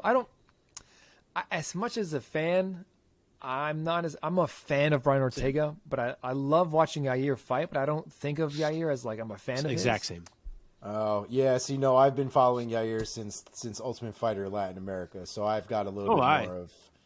No, yeah, he's my dude, man. It just like I said, it just seems like a tall order. Like if this was almost anybody else, I'd be picking Yair Rodriguez, but it's just right. Not only is Ortega one of my dudes, but I already had 5 seconds of my life where I celebrated because Brian Ortega was the champion, only to realize that he's not the champion. So, dude, that's what Ortega said. I really need him to become it so I can like have that feeling for real. He said he was celebrating mid-choke. In that interview that Omar was talking about, Ortega said, in my head, I was celebrating. Like, I had that guillotine. Yeah. And then, he goes, I was celebrating in my head. And he goes, I just don't know. And then next thing I know, he was out. And he's like, looking back, I've watched the tape so many times. I don't know how the fuck that guy got out of that guillotine. That says so much about Volk, because for us to think it is one thing. To hear Ortega also be like, yeah, it should have been over. I don't know how it wasn't over. Is like, shows you how absurd it was that Volk got out of that. The funny thing too is he goes, yeah, he gets out of it and he gets me on the ground and he's pissed and now he's hitting me. And then I'm like, oh, and then I get him in a T-City triangle and I'm like, yeah, I did it again. And then he gets out again. Oh man, I gotta find this. Oh man. Yeah. Oh. So he did give a little bit of a rationale that, he's watched the tape so many times. He's like, how the fuck did this guy get out of this submission? But when he watched it with Henry Gracie, he said there were tiny adjustments that he could have made, but he was forthright. He was like, over these past few years, I got kind of. He more or less said that he kind of got complacent in his jiu-jitsu and he focused more on striking, training his striking. So he kind of chalks it up to that a little bit, but then he also is like, even still, like, I don't know how Volkanovski wiggled out of that. If that means he dialed up the jiu-jitsu training coming into this one, then I am even more on team Ortega by sub. Dude, think about it. Brian Ortega's success in the submission game, on top of the fact that as a result of it, the entire world has basically been sucking that dude's jiu-jitsu dick since all of his submission wins. Like, he probably was like, I'm the best jiu-jitsu practitioner in the fucking UFC right now. What's up? That's exactly how I'm assuming he went into that Volkanovski fight. If I get him on the ground, I win. It's an automatic win. This is it. Right. Ortega by sub is the most likely betting outcome of any type of finish. Yeah. Plus 200. Well, that makes sense. I'm guessing the next most likely one is Yair by knockout. No, so Ortega sub plus 2. I'll read them off real quick in order. Ortega sub plus 200. Ortega decision plus 275. Yair decision plus 330. Yair knockout plus 400. Ortega knockout plus 425. And then Yair submission plus 1800. Yes. So basically what it's telling you is every single thing is very possible other than Yair by submission. That's funny. Yair does have 3 submission wins. Yeah, he does. Yeah. Like I said, he's well-rounded. He can do it. Get guys in the UFC, but you could tell that he can. You know what I mean? Like the way he moves down there, like him snatching up a sub on someone not named Brian Ortega would not be surprising, but he ain't getting it on Ortega. Mm-hmm. For sure. Both of these guys have only lost pretty much to legends. And they're both 2 of the greats themselves, so. Yep. Yair Rodriguez has... Honestly, I don't like seeing either one of these guys lose. So Yair has never been submitted. How interesting. This is true. Interesting. But he's also never faced anybody like Brian Ortega and Ortega's jiu-jitsu. Yeah, I guess he didn't fight BJ Penn at his prime. If he did, that would have been a very interesting test. Far from his prime. Yeah, we had backyard fucking BJ Penn. Was already. Jesus. Yeah, how about the fact that Yair has come out and said that they did tell him he's getting the title shot if he wins this fight? Wow. I'm very much. I'm okay with that. I think a win over Brian Ortega is worth a lot more than whatever Josh Emmett has done. I agree. I 100% agree. Josh Emmett's going to flip well a said, shit, well said. but it is what it is. Sorry, Josh. Okay. That's it. Boom. Boys. We did it. Saturday night. No internet Great. issues tonight. We No fucking power got it done. outages. Look at us. Look at us. Thanks for waiting the extra day, And now- people who are watching That's and right. listening here. Facts. And also, honestly, it feels like a better night energy-wise. Like last night, I feel like all three of us were I kind was of tired. dead last night. Dead. Yeah. My folks are in town for my kids' belated birthday, so they've been a couple extra sets of hands is nice. So I'm also a little energized, a little uncomfortably full from all the food I've been eating because for some reason when I'm around my folks, I still think that I need to eat like I'm a 15-year-old. Michael, are you eating? Anyway. Did you eat? Yeah. You look so skinny. So skinny. There it is. Oh, there my it is. There you go. All right, guys, let's end with a little bit of trivia. I have wondering if we had question some. for us tonight. One question for tonight. So, one half of the main event of this weekend's card, Mr. Yair Rodriguez, is the owner of the latest knockout finish in UFC history. When he knocked out Korean Zombie with that very creative elbow, the official time was 4 minutes and 59 seconds of round number 5. You pretty much can't get later than that. So a kind of a record that can never be beaten for Yair Rodriguez. So that was the latest knockout finish in UFC history, as well as the latest one, obviously, in featherweight divisional history. Here's the question. I know where this is going. Staying in the featherweight division, just the featherweight division, 145 pounds, who owns the latest submission victory in featherweight history? This is going to be double Jeopardy fill in the blank style because I didn't want to come up with multiple choice. Because it would just have to be the most random names. Yeah. I thought you were going to say the So we're not even getting latest choices. submission, and I thought we were going to go Demetrius Johnson. That's and, where my head was Horiguchi. going too. I was all ready Yeah. to say Dimitri. Featherweight. Well, I know. I'm saying before Damn. you told us featherweight. Yeah. The latest submission.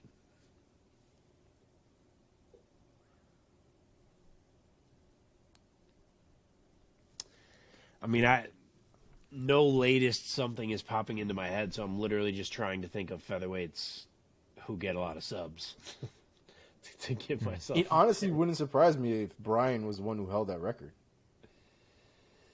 Oh, dude, that's not a bad guess because he, especially in his come up, he would get his ass whipped and then he would just finish dudes in like round 3. Yeah. I'm going to go with Brian Ortega. That's a Do I have good to come up guess. with a fight? I'll let you have that guess. I'll try to be unique. I'll say Dustin Poirier. Oh, that's a good guess, too. It's obviously not it, though, with that reaction. The answer is Frankie. The answer, Edgar. Wow. The With a answer is the submission answer. win? November of 2014, UFC Fight Night, Edgar versus Swanson. Defeated Cub Swanson Yeah. by submission via rear naked choke at 4 minutes 56 seconds really? of round Wow, number that's 5. not in my brain as being that close to the end of the fight. Wow. How long has fucking Frankie not been in lightweight? Wait, what year was this? No, this is at 145. I know Frankie Edgar not at 140, not at 155. That's what I mean. It was that Oh, far yeah. Well, back, he and left it just 155 ages ago. Yeah, I I guess don't you're know. right. It didn't feel like it was that long ago. I guess 2014. Dude, he was a 20 featherweight forever. Let's see. 2014 seems like fucking forever ago, dude. That's what I'm saying. He was a featherweight for does. mad long. I guess Featherweight debut came in 2013 against 2013, Jose Aldo. yes. it was I right just at the pulled it up beginning. myself. Holy shit! He switched that long ago. Wow. It just Well, think feels about it. longer than I guess. His end of his lightweight run was Gray Maynard and then Benson Henderson. Like, that was ages ago. Yeah. You know why, though, Omar? his bantamweight debut, which only came in 2020, I think is skewing our perception of like his Very switching. possible. Probably. Very possible. Because he did 2 weight changes. Yeah, very possible. Listen, Frankie Edgar versus Gray Maynard 3, one of my favorite fights ever. 3? Even more so than the second one, to be honest. Because the third one... It's the only one that he won. Yeah, the third one, there was Right, finality 3, sorry. to it. 3, right. My brain wasn't working for a second. I forgot the first one that was way earlier. Dude, Yeah. I mean, he ruined Gray Maynard's career. I mean, Gray Maynard was never the same after that. At all. Yeah, man. People forget about how serious Gray Maynard was of a contender. Yeah, Dude, he dropped like And he almost played the overnight. villain so well. Overnight, that dude just seemed like he just wasn't good anymore. It was kind of crazy. Frankie just took all of his chips. He took all of his juju. Dude, and then Nate Diaz embarrassed the shit out of him, which was even worse. Yeah. Yep. I mean, yeah, Gray Maynard didn't have a good But yeah. run, man. It ended up being bad. Edgar Maynard 3, that was some real life Rocky Balboa shit in that fucking Honestly, 2 was actually Rocky Balboa 1, and Yeah. Gray Maynard and Frankie great. Edgar 3 Right. was Rocky 2. Rocky 2, yeah. That shit was insane. I gotta rewatch those. I just So watched good, Rocky man. 2 over again. It's so If you fucking haven't watched those fights, watch them. You don't need to watch. You don't need to All right, watch folks. the first one. Watch 2 and 3. Yes, the first one wasn't. Don't watch as the first good, one. but 2 and 3 were legendary to this day. It's a wrap, boys. Episode 51 in the books. Once again, thank you for watching on YouTube, listening on whatever podcast platform you use, and go right ahead and reach out to us on social media. You can find us at @&_MMA show. That just about does it. Congrats to Mr. Rafael Fiziev for being on the marquee this week. And of course, enjoy the fights this weekend. UFC on ABC3, Ortega versus Rodriguez. That just about does it. Any parting words, gentlemen? Important note, they are daytime fights. Prelims are starting at 11 a.m. Main card is starting at 2. So your fight window is going to be like 11 to 5 something. So it kind of sucks, but that's what we got. Let us know on social media or on YouTube in the comments who you're taking in the main event, Brian Ortega or Yair Rodriguez. Also, gentlemen, it's been a year. Congratulations. Oh, yeah! It has been 1 year this week that we have premiered and debuted the and new MMA show. Yes. For those of you who have been with us since day one, I appreciate you like a day one person should be appreciated. Thank you. Amen. Amen to that. And for those of you who have only been with us for one episode, you now can stay with us for a whole year now from here. There you go, It'll be baby. 1 year from this week all the way around. So yeah, thank you guys to everybody who's been listening. We've seemed to have grown just a small following, and we love you guys for it. And it's been a really good time. I've enjoyed every single week of it. Yeah, man. Cheers to a year, baby. Can't believe Cheers, we indeed. forgot to open Yeah. with that. Yeah, we should have. Well, that being said, what's our next little milestone? Probably 100 episodes. Yeah. 75? Does that count? Yeah, sure. We'll do a little thing. We'll get a cake. All right, boys. Enjoy the fights, and we'll talk next week. All right. Later. Peace. Peace.